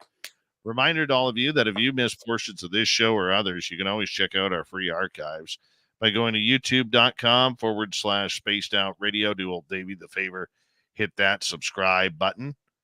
Yeah, our website, spacedoutradio.com. We have a plethora of features for you. Rock out to Bumblefoot, read the news wire, check out our swag as well. Follow us on X at Spaced Out Radio, Instagram at Spaced Out Radio Show, and on Patreon in the Space Travelers Club. Varla Ventura, we have her till the top of the hour. She's an author extraordinaire of everything dark and macabre, and we love it that she is here with us each and every month. Welcome back, Varla. Thank you. You're welcome. That's a lovely break. I want to ask a couple audience questions, if you don't mind. I don't love audience questions. Let's start off with Vanessa. And what does Vanessa have for us? Varley, are there any water spirits, nymphs, demigods that also have centaur bodies or hooves? So if I read that, if we're associating them all with water, I think that a lot of the water spirits tend to be very much more ethereal, or you have things like mermaids or selkies, which are like seal human hybrids, mermaids, obviously like fish human hybrids, the kelpies, which are sort of like horse. So there's some hooves involved there. The kelpies are the main thing that comes to mind. They're partially horses and partially sort of like, water dragons. So I suppose they have hooves. I read something very interesting about kelpies really recently for the book that I've been working on. I was just reading a lot about seaweed, and I won't get too far into it, but I was basically reading about lore as it related to seaweed, but I dug really deep into this collection of stories from Cornwall. And that led me to this other collection. Anyway, they were talking about the kelpies, and they were talking about the kelpies in like a couple of these little towns, these seaside towns in Scotland. And it was basically, the idea was that these kelpies are like these, horse things that kind of rise up out of the sea, and they can cause absolute mayhem. They can completely destroy, this is like basically like a giant wave, just like ruining everything. Or they can be incredibly helpful. And so I found this account where this, it was like this really obscure island. I can't even remember the name of it. And they basically would summon the kelpie, and the kelpie's job was to rise up out of the sea. Yeah, this is where we get the name kelp from, by the way. The kelpie's job was to rise up out of the sea and come crashing down over the farmlands and deposit seaweed. And that was a way to get because seaweed is used, especially in lands that are sort of devoid. They have very sandy soil or a lot of limestone. So they're sort of devoid of some of the nutrients. This is an old practice. It's done in Hawaii. It's done in Japan. It's done in the Orkneys in Scotland and Ireland. You bring the seaweed in and it nourishes the soil. But it was this insane story about like invoking this giant sea monster to basically come like to get the seaweed to you faster. Otherwise, you had to go all the way out to the seashore and load up your wheelbarrow and wheel it all the way in. So that's kind of a cool sort of demigod-ish hooved water spirit story. And I hope that suffices. That's what we're talking about right Yeah, there. right there. That's what we're talking about. All right. Let's get to another question. This one from Jennifer. Pardon me, I said her name wrong. Yennefer. She prefers a silent J. Varla, what is a puka? A Puka is a trickster spirit. It's usually mostly associated with Irish fairies and fairy lore. Sometimes a Puka is a general term for any kind of fairy or the, good people or little people, but very specifically, a Puka would be a shape-shifting trickster spirit, appears as a rabbit or a horse, occasionally as a bird.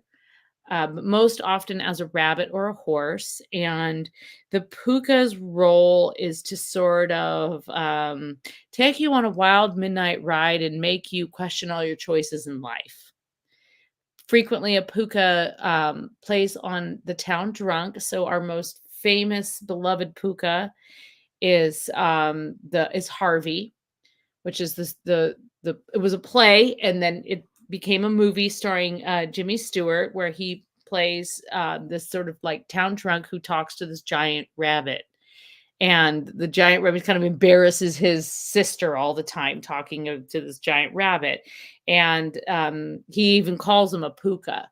So only certain people can see Pukas, and frequently the stories often involve someone who stayed at the pub a little too late and then came home. But the point is that the Puka sort of preys on what might be considered by society as a non-credible source.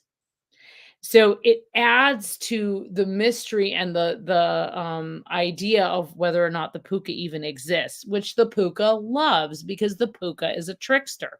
So the Puka doesn't want to be found out.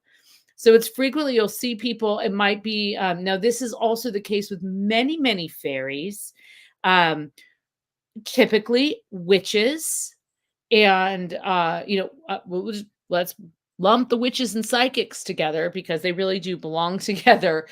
With the second sight can see these spirits, right? Well, they're not really credible. That's just a crazy old lady, right? So anytime you have someone who is dismissed by society in any way, they become a non-credible source. And the Puka loves to interact with those people because the Puka does not want evidence. They just want just enough evidence to scare people or to make them respect or know that they shouldn't go down a certain road at night or that they really should get home before dark. So I always think like that's one of the things that I think like the Puka in particular does make you sort of evaluate your, where are you at that you encountered a Puka? You're real close to the cliff, my friend. All right, let's go over to S. Vermette. What is the lore behind fairies? There's main stories that they are dark and evil creatures. Oh, sure. Well, let's define fairies, okay? Because I think that a lot of us think of fairies and we think of Tinkerbell, which is fine. There are sort of fairies of the light. There are small fairies that live in the gardens and kind of help your flowers grow, of course, right? Those are sort of, some people call them elementals. They kind of like are guardians of a certain realm, usually a realm in nature. But there are also like, I look at the fairy kingdom much in the way that I look at the plant kingdom.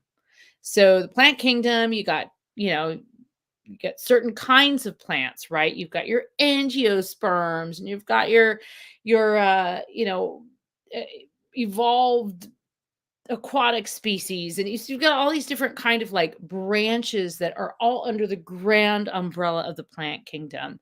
And some of them, can trap bugs and eat them and digest their insides for their own nutrients. And some of them can poison you by basically just, brushing them. Hemlock, for example. You touch poison hemlock, you basically like rub your eye and that's it. You're out. And it just grows in the ditch all over the place. It's very invasive. So you got, right, all of these different plants. And then you also have like plants that can heal you and do wonderful things or make your house smell good or give you delicious food and tea. It's a huge, huge range, right? The fairy kingdom is just like that. There's a huge range in the fairy kingdom. You've got mermaids are in the fairy kingdom, and there's like the water dwelling. You've got forest, you've got earth, that live deep down in the caves. Some are very helpful. You got a lot of domestic fairies that, you give them a nice offering every night, and they help look over your family and your crops and your everything, right? Your livestock, everything. And then you've got fairies that really don't appreciate if you have crossed over the line, or maybe they want to steal your baby. I mean, there's a kind of like a huge range, right? So there's absolutely some very, very dark fairies. And I that actually in the book, Fairies, Pookas, and Changelings, I talk specifically about the fact that we have this understanding or we have this misnomer that fairies are good and light. And I'm not here to say that fairies aren't good and light, but I think that you have to be very cautious when you enter into any kind of agreement with the fairies, because they will collect. They're like the mafia of the supernatural world. They will collect whatever you promise them. All right. Let me see if we got another one here. This one comes from AAO. Varla, I remember the Sasquatch family I encountered as a little girl in the woods. They told me they were from Maldek. Do you know anything about Maldek? I have never heard that before. I don't know anything about Maldek. Do you know anything about Maldek, Dave? I actually do. Okay, well, there you go. Let's see. What do you know? Well, Maldek is allegedly, a lot of conspiracy theorists believe this, that it was once located between Mars and Jupiter and was home to an advanced civilization, including Sasquatches. And apparently, this planet was destroyed.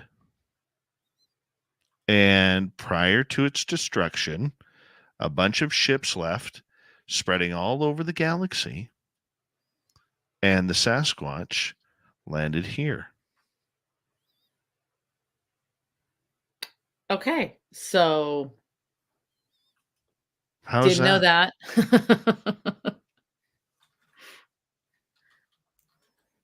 Well, that's the story, and I'm sticking to it. Yeah, that sounds great. I think that answered the question perfectly. What do you want to see? What's your bucket list of your top 3? Well, let's go Ooh, top so 5. many. God, top 5. Okay, so werewolf, aka Dogman. I know we have this discussion, and I actually heard someone on Coast to Coast, and I cannot remember who it was, but his whole thing was like, it's Dogman and werewolf are the same thing. And I was like, yes, this is my person. I'm gonna send this to Dave, and then I never did. So okay. So werewolf, super high on my list. I've never seen a puka. I'd love to encounter a puka. I probably should encounter a Puka. Just, push me back on the right path, please, for the love of God. What else? Like cryptid? What? I mean, obviously, I would totally love to see a Sasquatch. I think that's kind of a given, right? I think we all would, but I also wouldn't want to be in a situation where I was, like, I would own. The issue for me is it's hard to be in a situation like that and not have a provoker. And I don't really want to be a provoker of Sasquatch. I'd rather just be like a, come when you're ready kind of. Come visit me when you're able. I don't know. I think that's a little bit of an issue in the Bigfoot community. There's a great need to poke and prod, and I think it causes more harm than good. What else? Okay, how many have I named? I said werewolf, Sasquatch, Puka, mermaid, duh. And then I don't know, wild card. See what happens, creature. I've had some encounters where I have seen little people. Like I had a couple different leprechaun. I think they were leprechauns, and like I can't even tell you how many things that, I mean, I just put them in the ghost category. But I think even kind of that story about Maldek, it was just making me think. And even when you were talking about some of your abduction stories, there's this real similarity in some of the stories that came about as a result of someone being kidnapped and taken to the fairy kingdom, or like falling asleep on a fairy mound and then waking up at like this kind of crazy wild party. Now, it's not usually very clinical in any sense, but there's a sort of a similarity about the pulling and then the sort of returning and being very confused about the time. And it's I sound like a totally crazy I don't know, I shouldn't say crazy thought, but I had this sort of thought that while you were talking about that, is that what if like aliens are really this, the fairy race was actually they went underground in Ireland. They went underground in order to be protected from the invading people. And Manon MacLear, who is the son of the sea god, gave them the cloak of invisibility so that they would stay underground. But they were this like super highly evolved species that kind of got chased out of the country, right?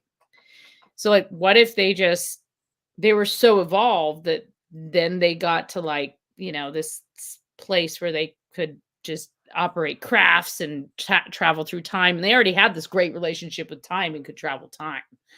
So like, it could be the exact same thing, but it has just advanced, right? Like I know there's theories about that, right? The whole ancient aliens thing, but I'm talking specifically about the fairy kingdom.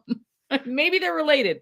I think there are some very interesting similarities with the experiences that people describe, the emotional responses. And not to say that, okay, aliens and fairy encounters are the same thing at all, but there is a similarity that makes me think that we may be describing some of the same things, but with very different language. Hundreds, thousands of years later. Yeah, I don't know. It's possible. I saw a picture in this book. I'm gonna hold that picture up next time we're on air, but it's just remind me. But it says it's of a Puka, and it's a drawing. It's in this book. It's called British Goblins, and it is by this guy named William Wirt Sykes, and he basically was the consulate.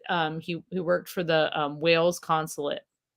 So he was an American man who lived in Wales, and it was from like 1850 to like 1880 or something. And he lived in Wales and he loved Wales, and he spent a lot of time, much like Yeats did in his native Ireland, but he spent a lot of time talking to people about the customs and it's got all kinds of things about how people did funeral customs and the certain things that you encountered at the crossroads and boggies and all kinds of like amazing. There's just this amazing lexicon.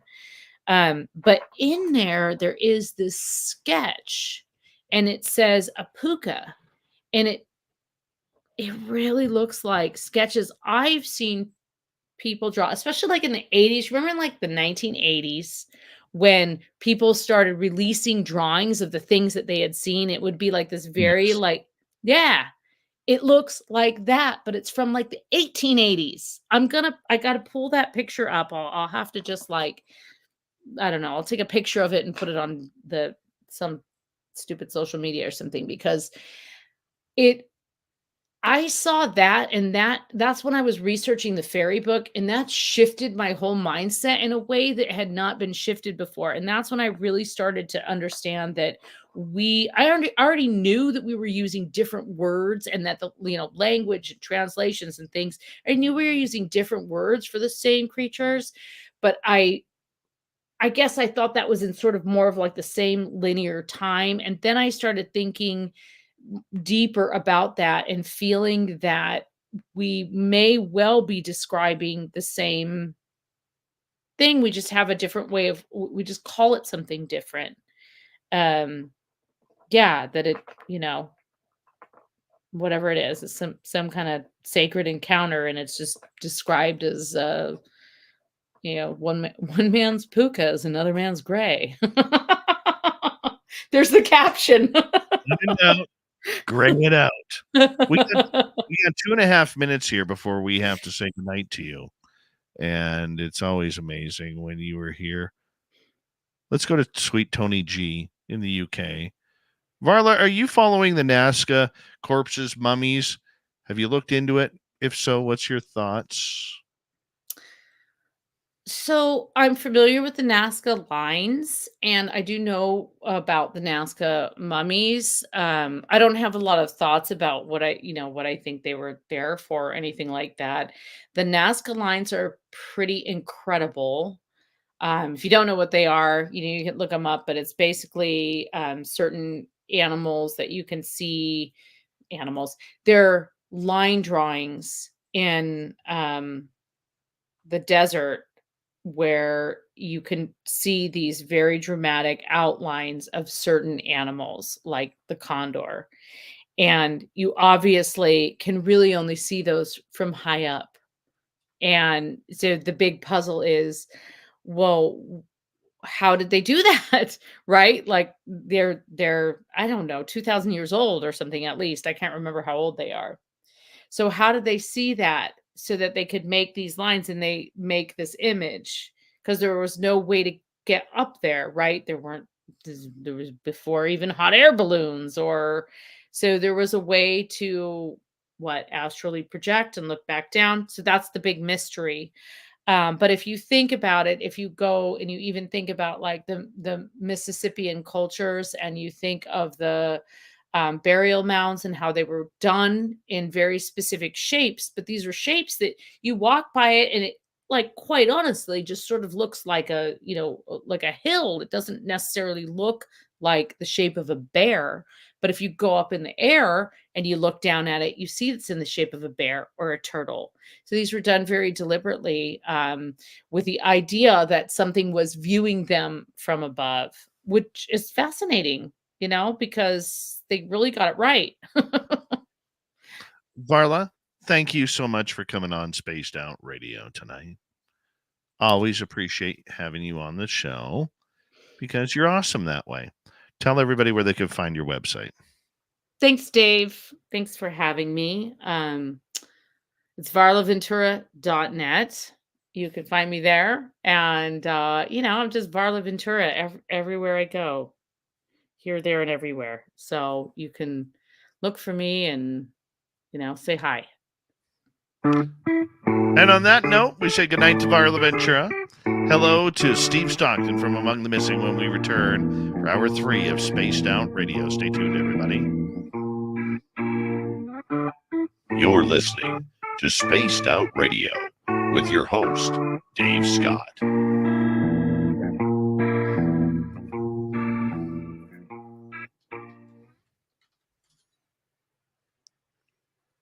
All right, Varla. Okay. Oh, I love Beautiful. Steve Stockton. Me too. Yeah. Me too. Great Appreciate it, my friend. We'll talk to you in Thank you, August. Dave. I'll talk to you in August. Sounds good. Okay. Bye, Good Varla night. Ventura. Goodbye, Dave Scott. Varla Ventura, everybody. She's amazing. We love her. She has nice teeth. Be right back.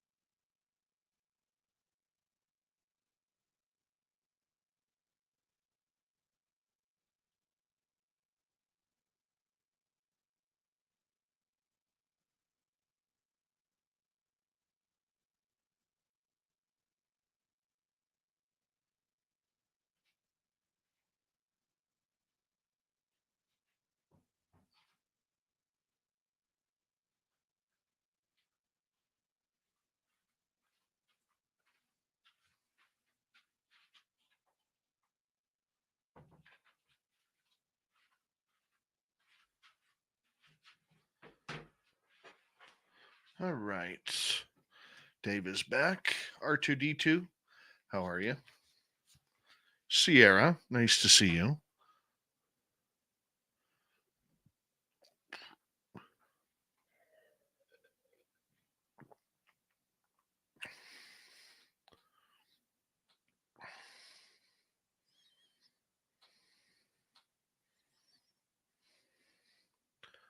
Hi, Robin Haynes. I see you.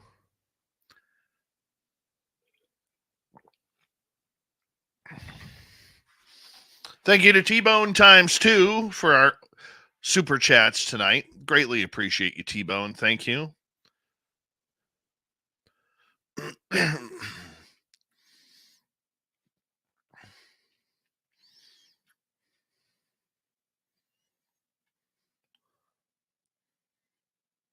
Thank you, Deidre.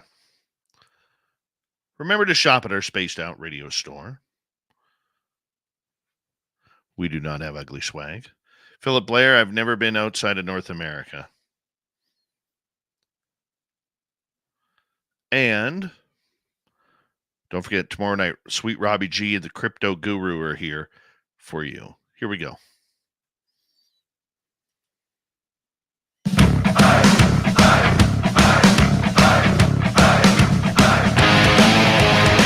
Hey, we've made it to the third and final hour of Spaced Out Radio tonight. Thanks for joining us. My name is Dave Scott. We always appreciate you being here. We talk monsters all night long.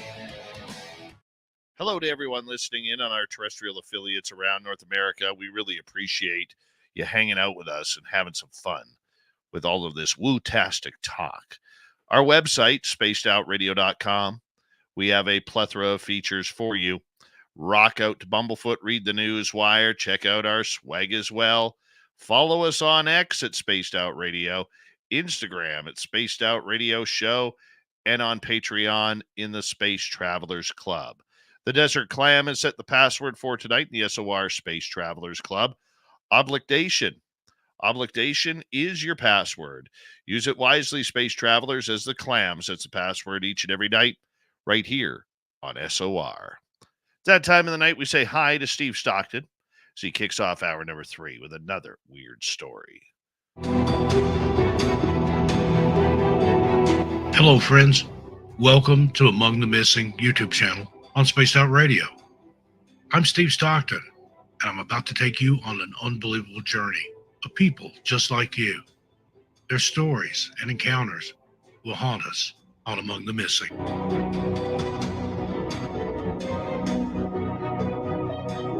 In 2018, American citizens seemed to band together and force the federal government into releasing documents related to the project we now know referred to as MKUltra. This project was centered around mind control operations in an unknown amount of endless black sites around the United States. There have been many people that have come forward, admitting they were victims of MKUltra, many of them troubled by their childhood, full of experiments, abuse, and outright torture.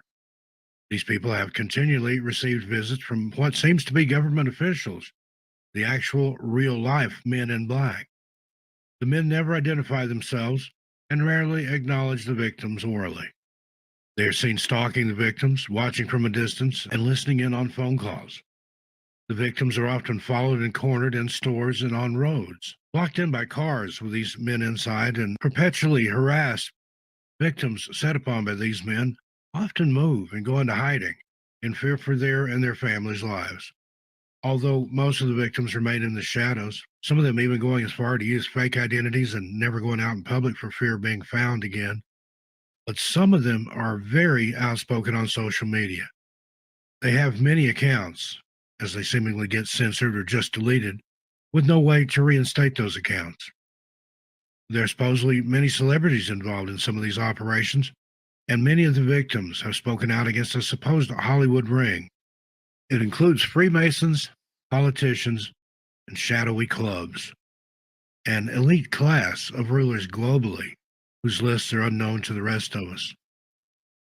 The Black Vault is a coordinated effort, some say led by a man named John Greenwald Jr.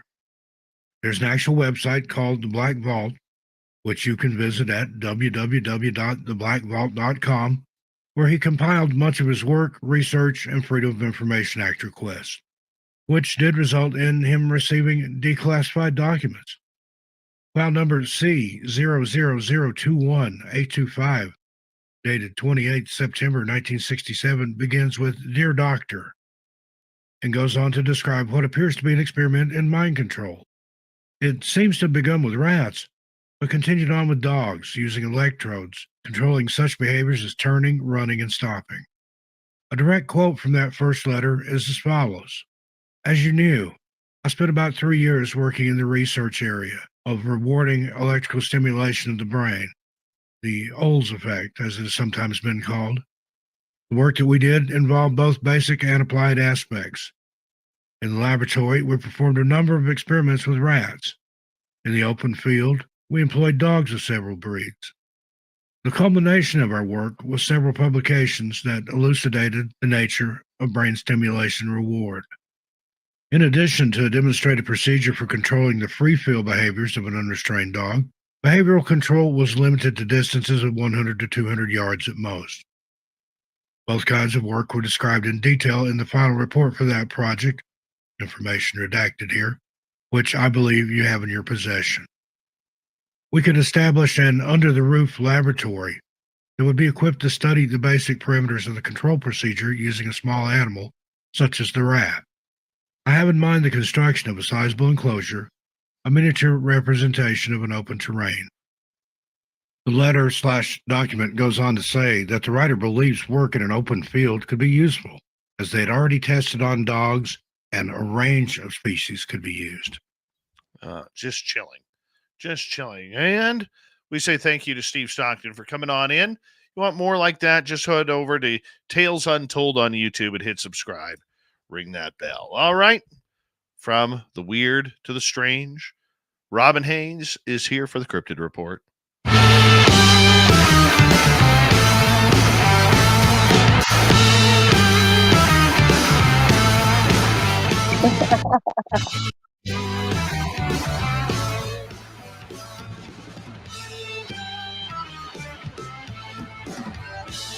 Robin Haynes, our intrepid cryptid intuitive, is here. Robin, it's always a pleasure to have you here. Well, thank you. You know I love it over here. How's it going? I am heading into the forest tomorrow. I wondered if you were. Good It's for time. you. Yes, myself, Merle, my intuitive Samantha Mowat, our cameraman, Richie, and our bodyguard, Mark, not for them, but for the other apex predators that want to sniff around. Right. And we're going deep into the forest to where we had the Sasquatch encounters last year and the alien encounters last year. Great. Watch it with the cameras because they sense those things a mile away. Oh, yes. Yes, we know. Do you know what? Yes. It's odd, though. The cell phones don't seem to bother them as badly as the cameras. How come? I think that they emit, the electrical field and they can feel that. But like with my group, I carry my cell phone everywhere I go. I have clients that call me and I always try to be able to be there to grab it, or if somebody's in trouble out in the woods and they call me when they're out in the woods. So I don't go anywhere without my cell phone. I carry it everywhere I go. Even if I walk outside to take care of the animals, I've got my cell phone. I honestly think they just at this point think it's part of me, because I can go out there with a cell phone and I can get great pictures. Let me go out there with a camera and everybody does the duck and hide. Really? It's really crazy. It's been like that for years. But I don't have as much of a problem with the cell phone. But if I've got a camera, like a regular camera out there, they have a fit. They just don't give me what I can get with a cell phone. That is so weird. I know. And I know they can feel that it's a phone. They can feel the current from it. They can feel the energy coming off of it. So it's not like it's hidden from them, and I would think it would be just as strong, if not stronger, because it's also the cell phone. But I think because they're so used to every time they feel my energy, that's with it. Because I do. Like if I'm walking around the house, it's in my pocket. Everywhere I go, I have it. And they're used to seeing it with me. So now it doesn't even faze them. Interesting. So, my question to you, if you tune into your intuition here for a couple of minutes, what do you think is going to happen this weekend? I think you're going to get watched. I think that they're going to stand off a little bit. You're going to hear some noises. You're going to hear maybe some footprints. I don't think it's going to be a big ruckus. You have a couple of them that are a little bit really, where they're really curious about you guys. And they may follow you around a little bit. You know, the smaller the group, not that you can't get activity with big groups, but the smaller the groups, the less fearful they are. The only thing that's in your favor is you've got two of them that are going to be out there and they're younger. And they don't really have that fear base that some of the older ones that have been around the block enough times have. Mm-hmm. I think you'll get mild contact. Like, I think you'll hear them. I don't think you're going to have this weekend what you had that one time that was so tremendous. But, you know, I think you're going to hear them. If you look really hard, you're going to see the signs of them. If you listen really good, you'll hear them moving around. Do you think that they are going to be aware of any alien activity that'll be around us? I don't think so. I don't, you know, right now, I'm not picking up any alien energy there right now. But that can change on a dime. Right now, we've got ETs all over the planet. I mean, they are loud, they are proud, and they are not shy. So as things progress with this shift, as things progress with the, you know, the new Earth and the global reset, they are really out there in a large number of forces, the good and the bad ones. So, you know, you don't know. Right now, I'm not picking up any energy over there. That doesn't mean tomorrow they don't show up. So there's always that possibility. And that group over there, whichever ones normally frequent that area, they must not be too good because the Sasquatch, they're gone when they're there. You know, there's some groups that will intermingle with the star people. If they're the good star people, they'll intermingle with them.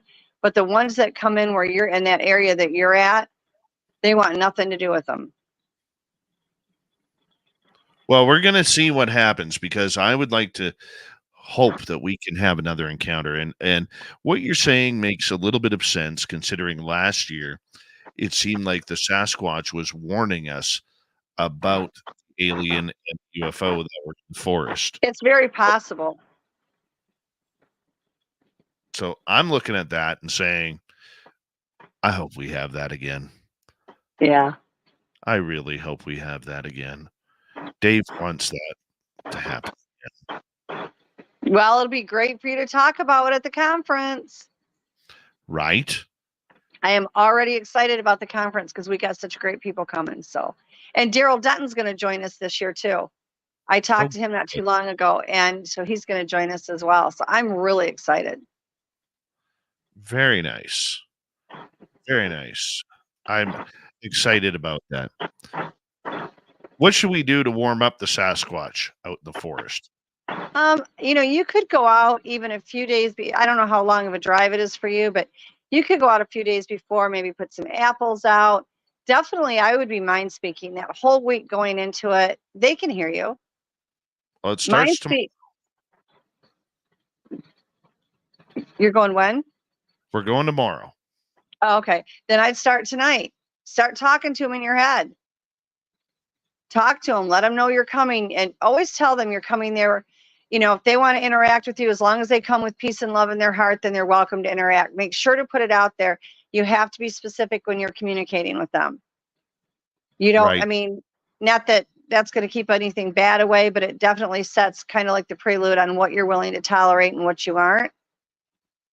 Right. So, you know, if it's the good ones out there, they generally respect that. The bad ones are, you know, the wild card. Get that intent out there. Talk to them. Let them know that you're coming. They don't like surprises. They are not something that wants a surprise. Talk to them. Let them know the plans. I'm going to come out there. I'm bringing, you know, these are the people I'm bringing with me. We're not coming out there to harm you. We're coming out there to interact with you. You know, blah, blah, blah. Let them know. And it sounds crazy. It sounds like it doesn't make that big of a difference, but it actually does. Even if you don't get the interaction that you want, your intent goes out there and they read your intent and they read the energy that goes behind the intent. Well, I plan on doing that. I've been meditating on the area. Samantha has been meditating on the area for about over a month right now. Great. So it's very interesting to see how this is going to play out. Yeah, I mean, I think they're going to be out there. I think depending on how everybody plays it when they're there is going to determine on if they're going to let you know they're there, but they will be out there because the one that I'm picking up right now said there will be 5. 2 of them are adolescents and the other 3 are adults. So they will be out there. Hopefully you'll be able to, if nothing, at the very least, hopefully you'll hear them having movement. Right. Well, I'm hopeful. I am Yeah. hopeful that we can make it happen, because I think it will be fully exciting to have that interaction. And like I said, Samantha has already been putting out the energy that we're coming, that we're on our way, and I have a little bit as well. You know, let's just hope that whoever shows up is going to be nice and safe and fun, and hopefully we'll get something on camera. Hopefully. Well, and the fact that you're putting out, Samantha's been putting out the intent ahead of time helps. It really does. It gets them more comfortable with the idea. They're going to read her. They're going to read her intent, which is going to be great. So they're going to know that she's not anything to be fearful of. You're trying to speak with them as well. All those are really positive things, and they're all things that are very necessary before you go there. Because at the end of the day, we want to make them comfortable so that they feel comfortable to interact with us. It's all about the respect. You want the good interaction. You don't want anything negative, because that's going to not only a potential for danger, but it messes you up for future contact. What you're doing, what you and Samantha are doing, that's all positive. Those are all the things that you want to do before you meet with them. That's the kind of things that you would do if you want to continue interaction. Right. Right. How does that communication work? Well, they do better with the mind speak. They really do. I mean, they can hear you verbally. They absolutely can. But when you mind speak, it doesn't matter how far away you are, because mind speak moves through time and space. They don't acknowledge time. Space becomes irrelevant with mind speak, because no matter where you're at, it's like you're standing right next to that person. There is no space. It's a safe way to talk. They don't have to be present in front of you, so they're not fearful. And the other thing, and people don't realize this enough, is they don't like us frightened of them. I mean, once in a while you get a prankster that likes to scare you just for the fun of it, but it makes us in an easier situation to accept them. And when it's easier for us to accept them, it's also safer for them to accept us. So it kind of bridges that gap of nervousness and of fear. It gives you a chance to adjust to them energetically, because their energy, I'm telling you, these guys, the frequency and energy is so high on them for anybody. And there's millions of people that have had this happen that are up close and personal with them. It can be overwhelming, massively overwhelming. I had one that was like 12 foot, walk 8 foot up from me. First time, I'd always mind spoke with him for years. First time I ever had him in a physical situation, he walked right up to me. He was gentle. He was fine. He didn't do anything wrong. But the energy wave that came off of him, it was like somebody put a giant blanket on me. He never zapped me. I had to tell him to pull it back a little bit. It was too strong, which he did. But people don't really realize that in that close proximity, you can feel that energy field big time. So when you do it with mind speak, you don't have to deal with that energy field. And prolonged exposure to it can cause health issues. That's why when I'm out interacting with a clan, because I'm doing not only the mind speak now, but I've got several clans that I'm doing like hardcore upfront physical interaction. And I tell every one of them, my body is not prepared for all the energy that you have. Like, pull it back a little. And the good ones will, to make it a little bit easier. They don't all do it, but some of them will. So when you do it through mind speak, you don't have to deal with that. You don't have to worry about any problems with the intense energy from them. They feel safer. They're not in a situation where someone can pull a gun on them or hurt them in any way. You're in a situation where you aren't fearful because they're not standing right there. And a lot of times they'll mind speak and show you images of them in their mind, but it's in your mind. It's not standing flesh and blood in front of you, so it's not as frightening. And it just overall, to start out interaction, makes it better. You kind of ease your way into it. Everybody, is like, no, no, no, we want the physical. We want the physical. Careful what you ask for. I've had all these encounters my whole life. Every time I see them, it's like the first time. But you have to realize that while you say it's not frightening to you, it is frightening to a lot of people. And because they're empathetic and they feel everything, when you feel fear, when you feel anything, anxiety, they pick it up and it can make them physically ill. They're high frequency, high energy. They don't deal with negativity. They don't deal with fear. They don't deal with a lot of those negative emotions, and it can make them physically ill. So when they do it through MindSpeak, it's just a lot easier for them. Yeah, I can see that. Can they communicate with anybody, or does somebody have to be connected to them to understand? No, they can communicate with anybody that they choose. The difference is if your frequency and your energy level is not up high enough, you're not going to pick it up. They'll pick it up from you because they're such a high frequency anyway. They can get it from anything. But when they give it back to you, if your frequency is low enough and your energy is low enough, you won't know it. The other thing that stops you from getting the MindSpeak is MindSpeak comes in so many different ways that you get it, but you don't know you've gotten it. Everybody is so transfixed on hearing these booming words in your head. And yes, that can happen. That's not all that it is. It can be a thought.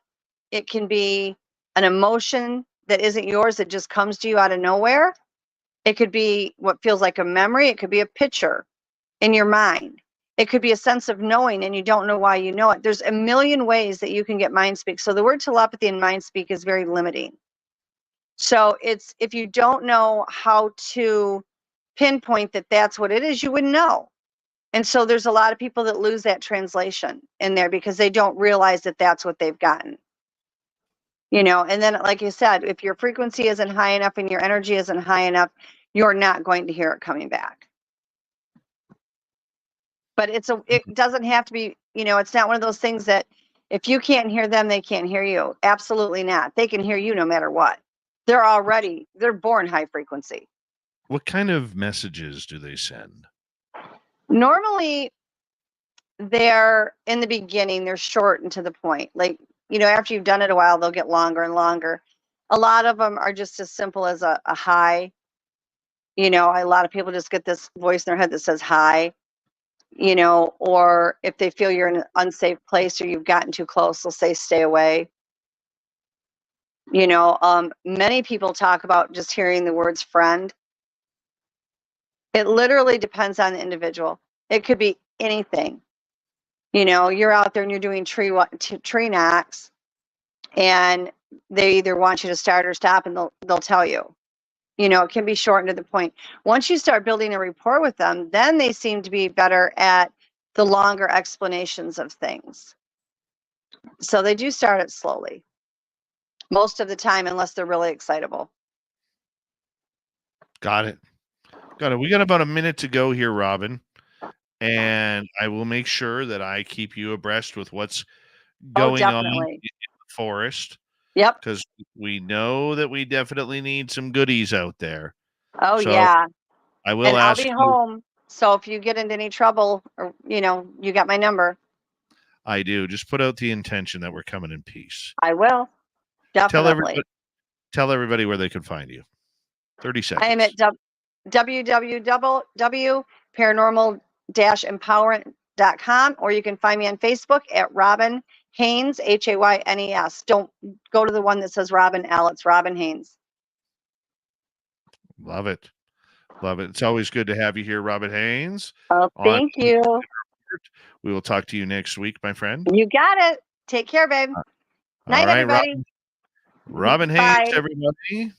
Thank you, Robin, as we get ready for our final break of the night on Spaced Out Radio. Coming up next, it's the Dave 101. We'll talk a little MUFON and UFO debates next. This is Spaced Out Radio and your host, Dave Scott.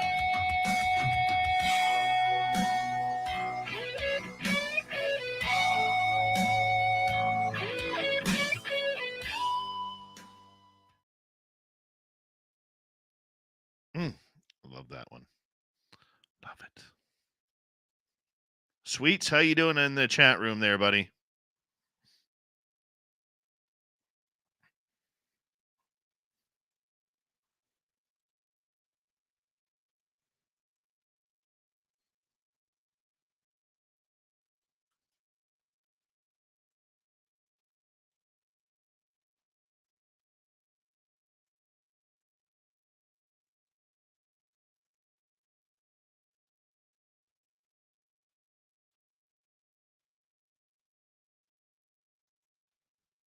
What a good night.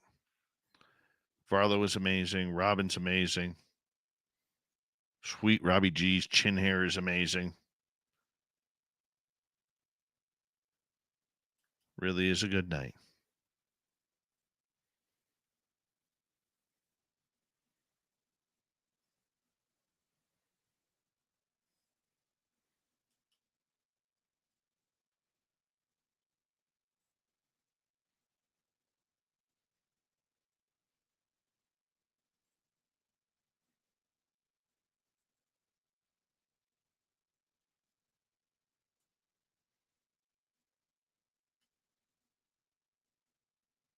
Mm-hmm.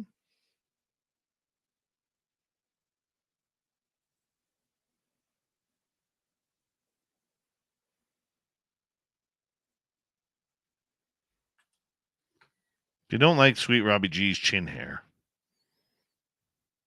it's not going to sign an autograph for you. Purple Cupfish, how you doing?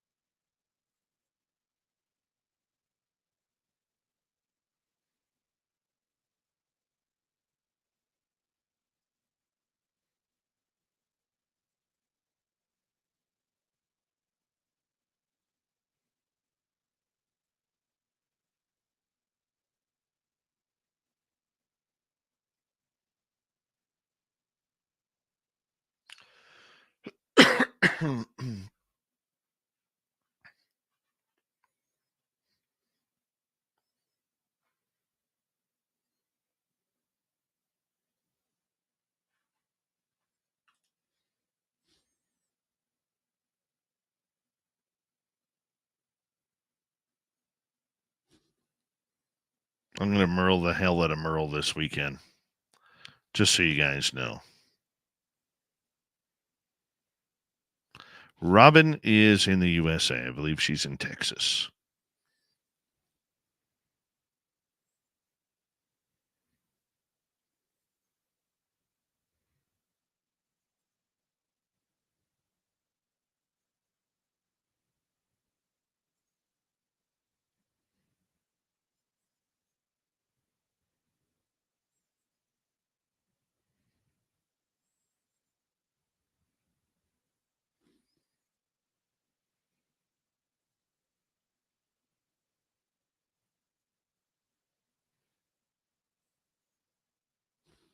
Thank you, T-Bone times 2. Any news on the letter? Nothing yet. Nothing yet. I might have an update next week.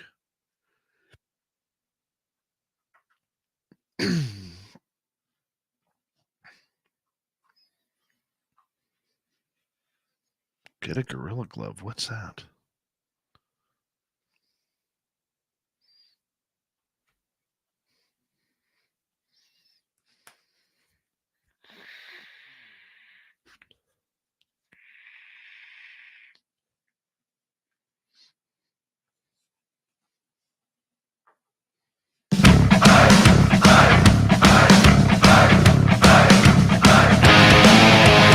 Here we go with the final half hour of Spaced Out Radio tonight. My name is Dave Scott,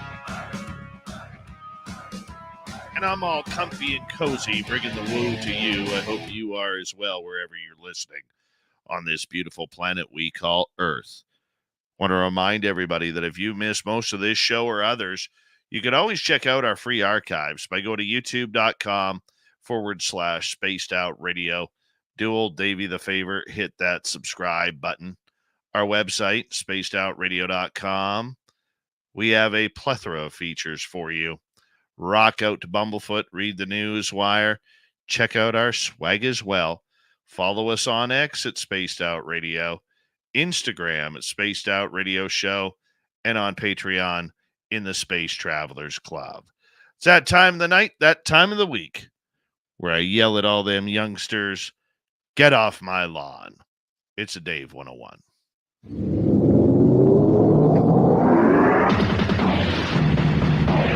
time for Dave 101.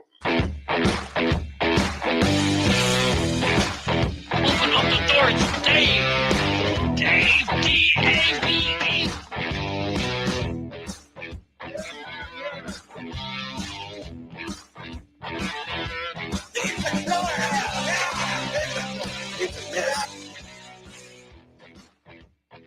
There was a little breaking news this evening, indirectly involving MUFON. Well, what used to be part of MUFON. Jan Harzan, the former executive director of MUFON, 4 years ago, was abruptly arrested and charged with a very, very terrible crime. Now, Jan posed this clear cookie cutter image of a businessman, smart, intelligent man who had a vested interest in bringing ufology to the public. He tried to be peace, love, and light without ever dealing with the issues that MUFON in the day had. Jan's famous for acting like if we don't talk about it, it's never happened. Well, unfortunately, 4 years ago, Jan was abruptly forced to step down, pretty much fired from MUFON, because he was charged with soliciting a minor. Yes, soliciting a minor. Now, I don't usually like going down these roads because they're ugly. And I don't really like talking about anything that involves the wholesomeness of children, because I think we as a society need to do more to protect kids, not with more laws, but just in doing what's right and keeping them safe. Well, 4 years, probably tens of thousands of dollars of spending on a lawyer. Today, Jan Harzan was found guilty of his crime. And to make matters worse, he will not be allowed out of prison until his sentencing date in September.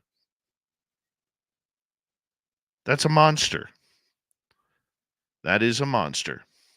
And he will probably pay a heavy price in going into the prison population because they're not too kind to people who go after children. Yeah. But this rant isn't about Jan. This is about the public, who is going to take pot shot after pot shot at MUFON. MUFON directors did not know about Harzan's indiscretions until it was too late, unfortunately. Those type of predators like to conceal themselves like a wolf in sheep's clothing. And the rest of the MUFON board were the sheep.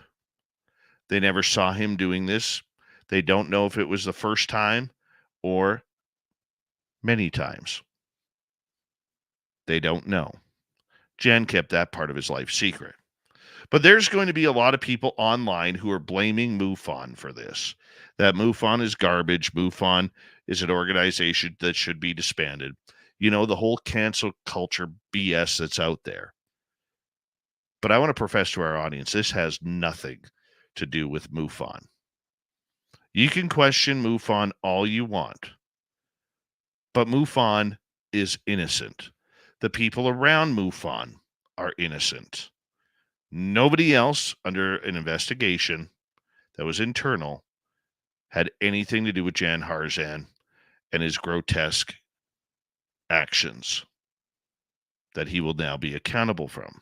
Yet there are going to be the fools on the internet because they have a bone to pick with MUFON that are going to say, this is MUFON's fault. This is the executive's fault. The board of directors should have done something about this. Well, you can't do anything about anything if you don't know about it. So my words of wisdom today are for those who are going to blame MUFON, the Mutual UFO Network.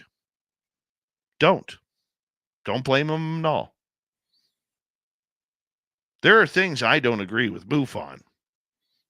Namely, I don't like the fact that they've tried to become a lobbyist group when it's the people and the experiencers who really need the protection and the support. I don't like that. I don't like the fact that they've never really come clean about what Robert Bigelow did when he bought into MUFON. And that's going back to 2007. We can bring that all up again. But in this case, one sick person shouldn't bring down an organization.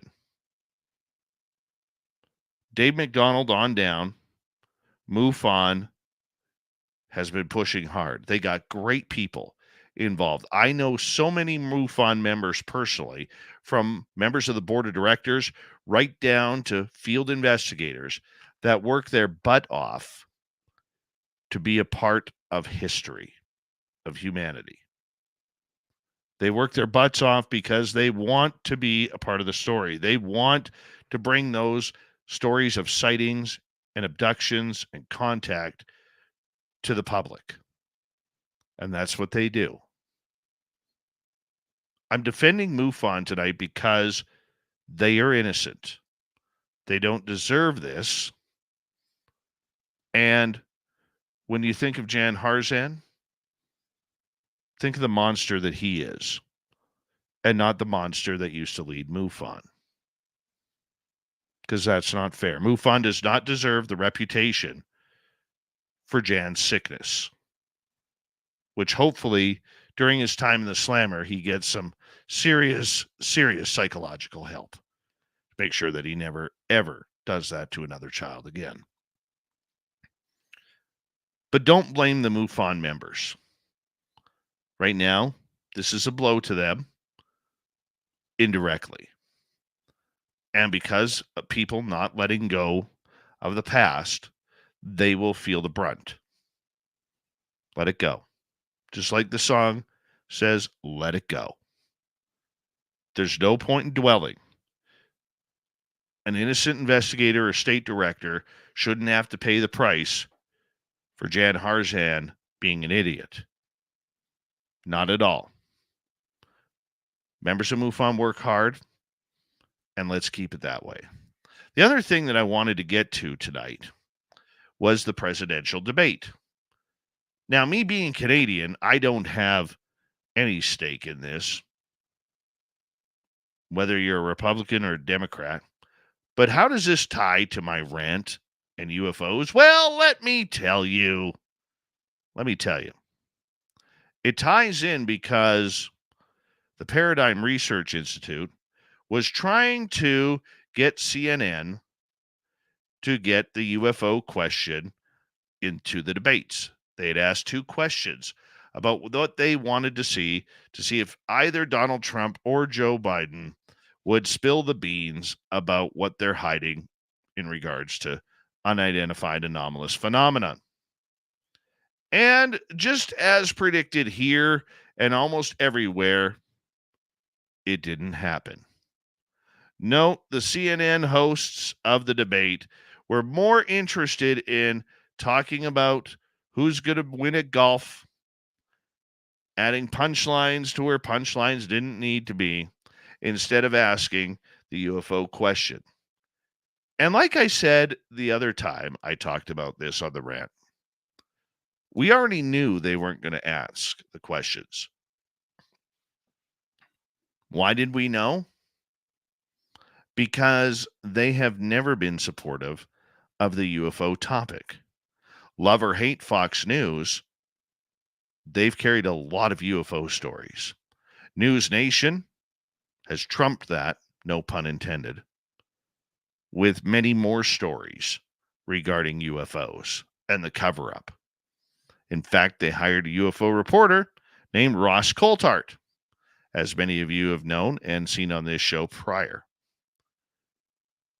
CNN was never going to cover the UFO questions.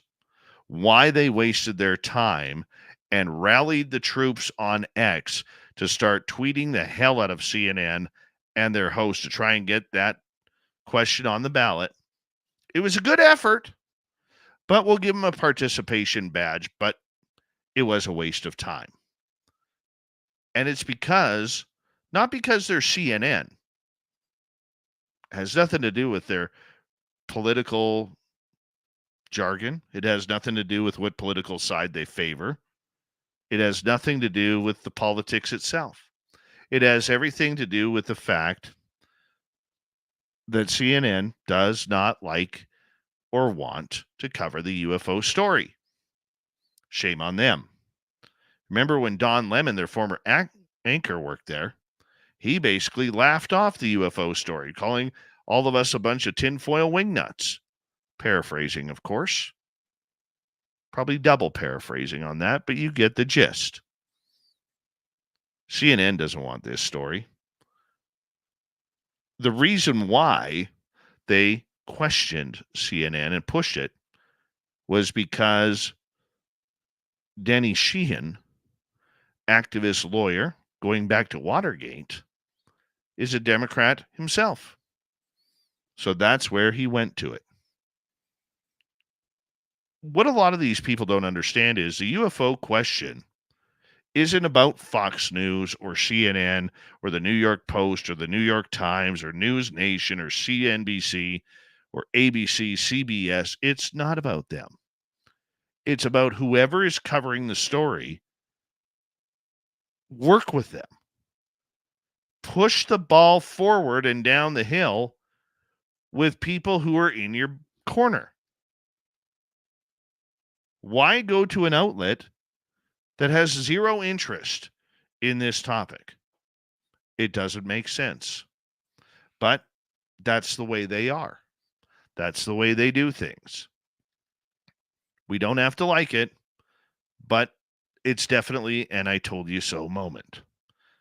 Now, if I was running the Paradigm Research Institute, I'd find out when Fox News is having their debates. They've got some pull. Why not get those questions to somebody who's going to actually ask them or potentially ask them? Tucker Carlson on X, love him or hate him, he loves the UFO story. He wants more of the UFO story. Why? Because every time he talks UFOs, he sees his ratings go up. And what brings ratings? Advertisement and advertising money. It's a smart move, UFOs. UFOs make money for the media. CNN doesn't get that yet. They're still playing with little green men. Fox News got it. They're still talking about it. News Nation has it. That's why they're pumping out as much journalism on the UFO story as possible. But the media needs to smarten up and start talking about it. Force Donald Trump or Joe Biden to answer the UFO question. In the last 4 years of Joe Biden, he has not mentioned the UFO story once. Not once. Zero interest in covering this. Why? What are you fearing, Joe? Probably because he doesn't want his fellow Americans to have a heart attack about the truth. No, I don't think, no matter what happens in this next election this fall, that we will get any closer to disclosure. I don't think the president has the right to actually disclose. I think there are certain topics that when they take office, they are not allowed to discuss publicly. UFOs and alien life being one of them. But we're going to see where it goes.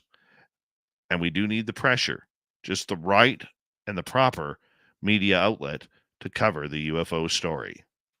And that is your Dave 101 for this week. All right, let's get to Shirky Poo's news. What time is it? It's time for Shirky Poo's news. All right, let's get right to it. An online gaming dispute made its way to the real world when a New Jersey man so upset over playing a video game, so you could tell he left mom's basement, flew to Florida to attack another player with a hammer. Oh my. 20-year-old Edward Kang is charged with attempted second-degree murder and armed burglary with a mask, according to Nassau County court records. He was arrested early Saturday morning. I just want to let you know this is a weird one, said Sheriff Bill Leeper during the news conference. Some things you just can't make up. Kang and the victim, another young man around the same age, had never met in real life, but they both played Arc Age, a medieval fantasy massively multiplayer online role-playing game, Leeper said. The game's publisher announced in April that it would be shutting down the servers in Europe and North America on June 27th, citing a declining number of active players. Kang flew from Newark, New Jersey to Jacksonville, Florida last Thursday after telling his mother that he was going to visit a friend that he had met while playing a video game, officials said. Officials didn't say how Kang learned where the victim lives. Upon arrival, Kang took an Uber to a hotel in Fernandina Beach, about 35 miles north of Jacksonville, and then bought a hammer at a local hardware store, deputies said. Kang went to the victim's house, which was unlocked, around 2 a.m.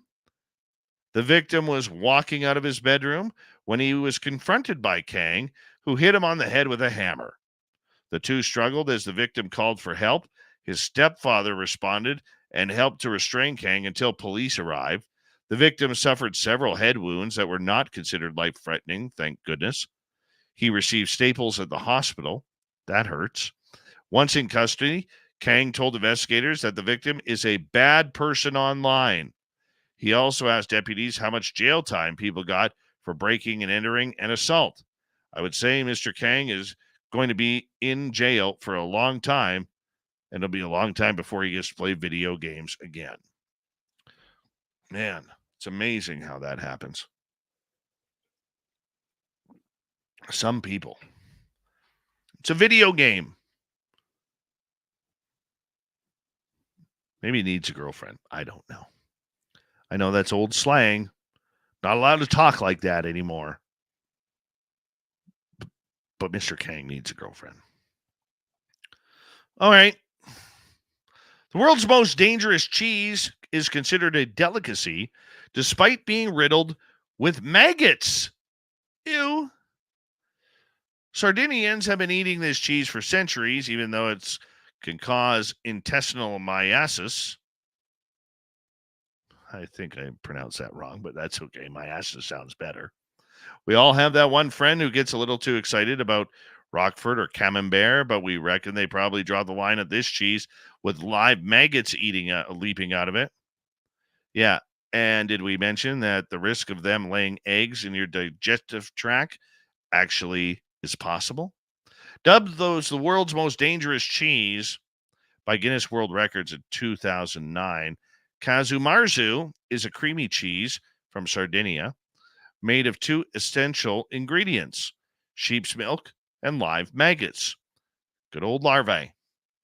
Now, any cheese is made from heating milk, adding bacterial cultures to help ferment it. But in the case of Kasumarzu, you kind of eat that fermentation as it's happening. Local fermenters from Sardinia will cut open the wheel of cheese, typically pecorino, and then allow the cheese skipper flies to lay their eggs in the cracks. The maggots will then hatch and ferment the cheese, turning it into a soft, creamy treat. In the case concept of live maggots wasn't appealing, they also are pretty active species that can jump 15 centimeters or 6 inches in the air. Some people prefer to spin the cheese in a centrifuge to help it blend with the maggots, while others enjoy it as it is. That's just disgusting. Another monolith has been mysteriously erected, but citizens believe it's more likely to signal a viral campaign rather than provide solid confirmation of extraterrestrial life. Yeah, local residents have claimed a mirrored monolith has appeared once again in the desert just weeks after a similar structure was spotted north of Las Vegas Valley. Las Vegas Metropolitan Police worked to take down the structure situated near Gas Peak. I'd like to know who's doing this, because these are actually pretty darn cool. They are.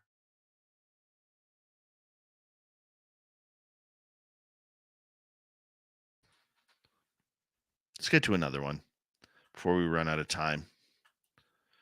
Apparently, it's finally been revealed how to correctly hang toilet paper. Yep, the big debate, over or under, is apparently over. There is a toilet paper etiquette. The age-old question, should a toilet paper roll face over or under on the holder? Well, apparently, according to the patent, it's over.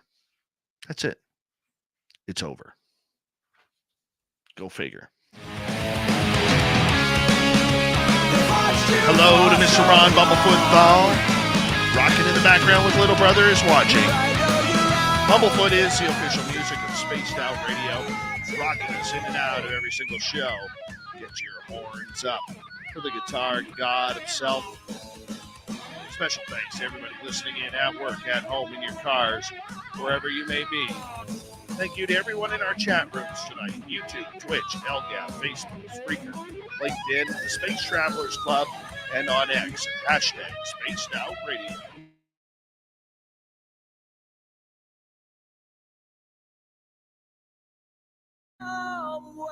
Remember, this show is copyright by Spaced Out Radio and SOR Media Ventures Limited. Thank you so much for choosing to share your evening with us, because together, my friends, we're watching. We own the night. Mr. Bumblefoot, we need a favor. We need you to take us home.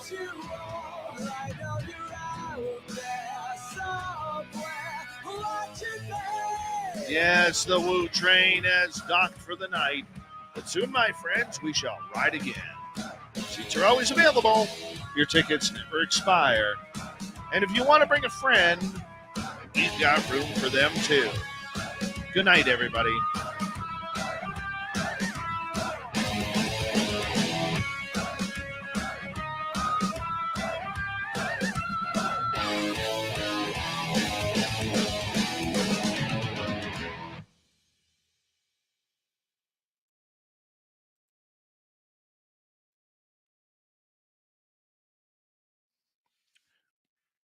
All right, that's good. That was dumb. Yes, I know, Woo Poo. I've already talked to Sadie about that. The weird part about it is he's not on our ban list. Nope, he's not on our ban list. I've checked that thing 6 times looking for his name. He's not on our banned list. So I don't know what to do. I told him the other day to put another profile together. That's his choice, whether he chooses to or not. I couldn't find his name.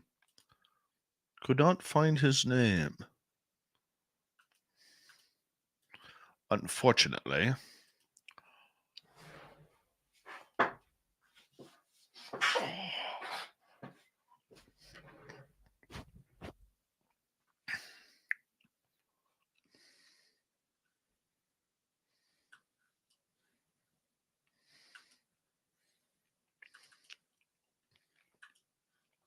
So there's nothing I can do.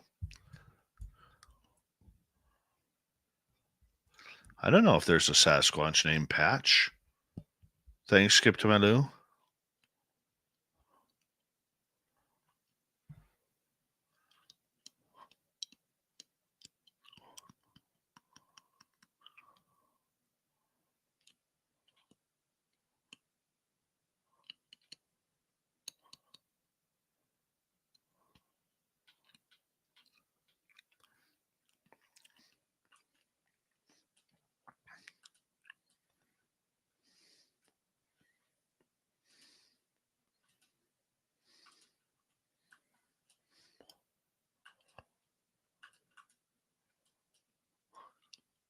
I had my ears candled today for the first time.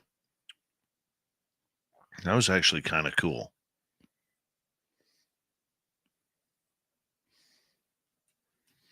I always pride myself on having clean ears, but apparently not clean enough.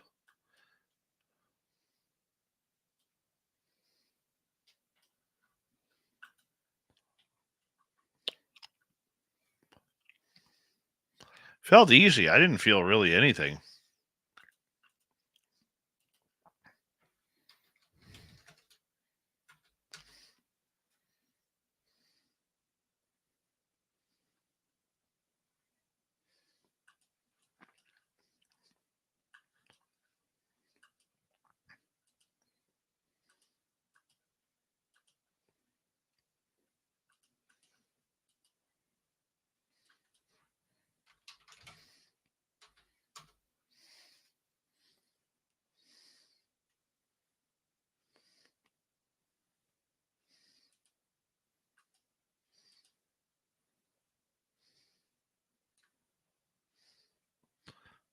It's going to be about here.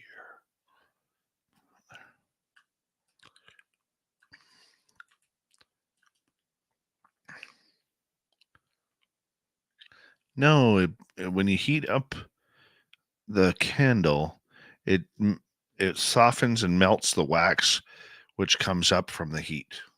I don't really know how it works, but it felt pretty cool.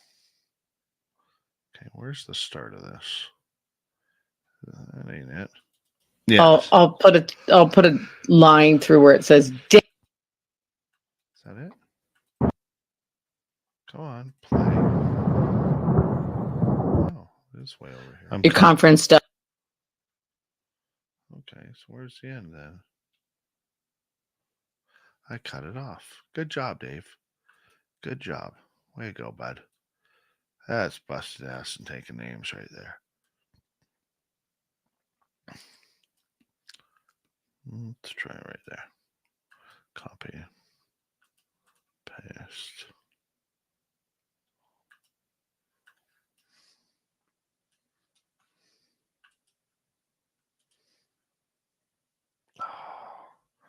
Cut. Copy. Paste.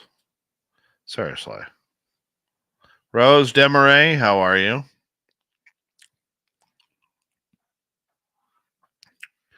I said shit during the break, not during the show. That's the difference. It's a difference. Total difference. It's spaced out readers. I love bookstores. And Varla, you can find your books anywhere on Exit Spaced Out Radio. So make sure you check it on out. You can rock out to Bumblefoot as well. Follow us on social. You got to use the term "ugh" right there. All right, there we go. This one will be right.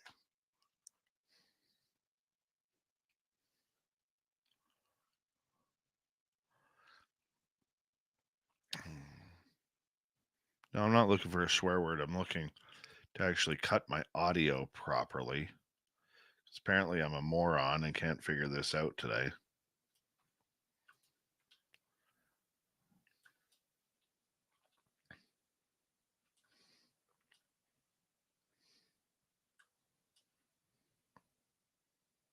There we go. Finally.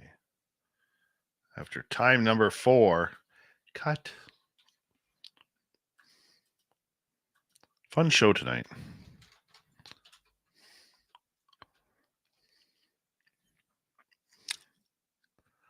This one, Michael Masters is going to be retired. Michael Masters coming on in October. I was talking to him the other night. We're actually friends doing the texting thing.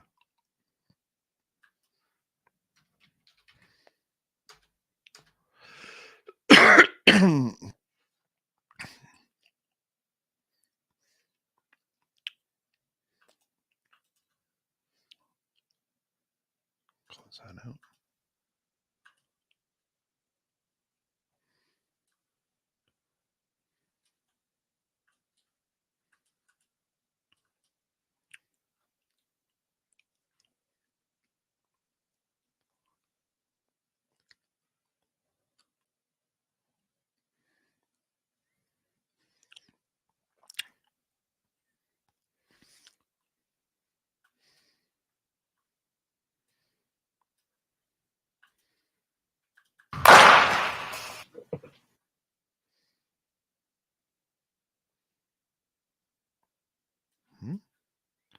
Right there? No.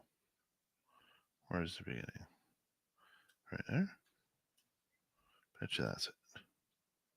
Bet you that's it. have The a smell black of these triangle, jars. it's funny because I was kind of thinking like the black triangle looks a little bit like a. That ain't it. Now it's clear. Stout Radio. All right, Varla Ventura. That they do. I have The a smell black of these triangle, jars. it's funny because Why am I struggling with this tonight? No idea. Bingo. That's what happens when you don't leave enough air gaps in between words.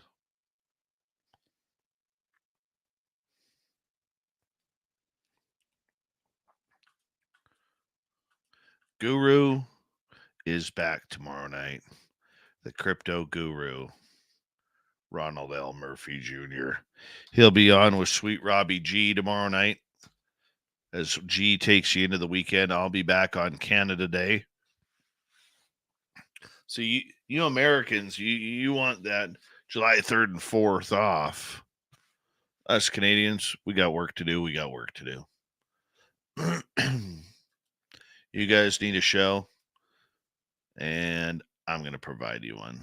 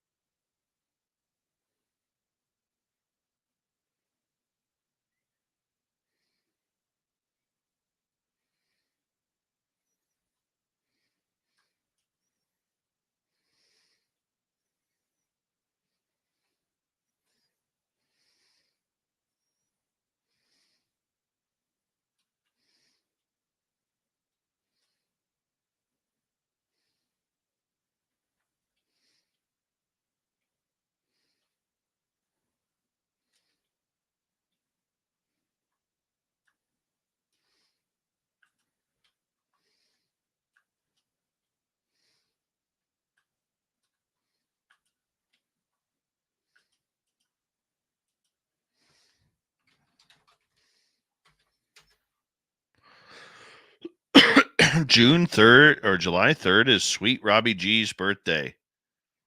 Oh, we're going to sing to him that night.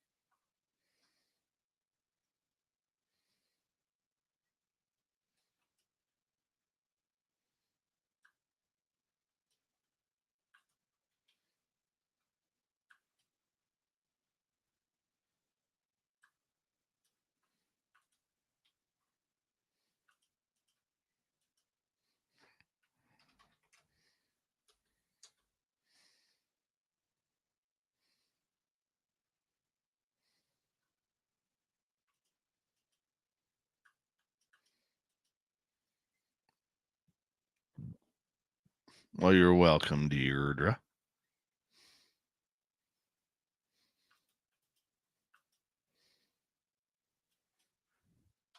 I had hot wings for dinner with potato salad. I'm a very happy man right now.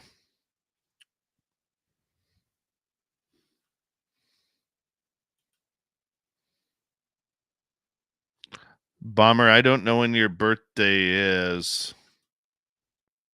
I still have my jacket for you, Bomber. I do.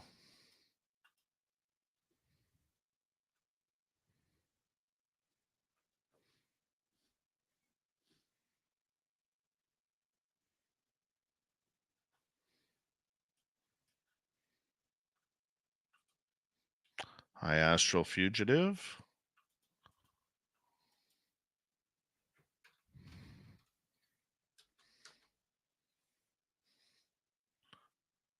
Of course it did. Can't have potato salad without dill.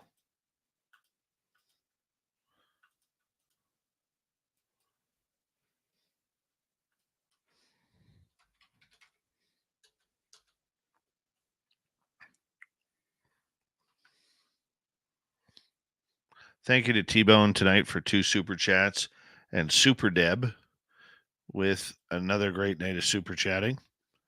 Very much appreciate it. I'm going to log off here. Hopefully you'll all see me on Monday if I survive the forest this weekend. Have a great time with Sweet Robbie G. You're in good hands. Don't forget, tomorrow, before Sweet's show, Jackie Harmon and Lee Strauss make their debut on Element 115 on our YouTube channel. Sunday is the beautiful Jessica Jones, the Cryptid Huntress. So make sure you check that out. Do that. It'll be fun. See you on Monday, everybody. Have a wonderful weekend.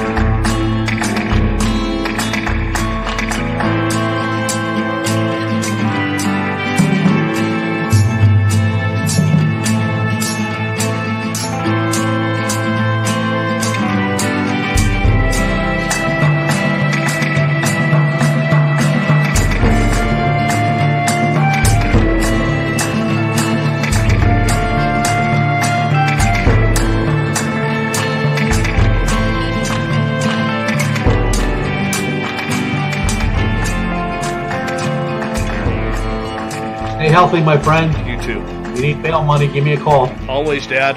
Take care. You too.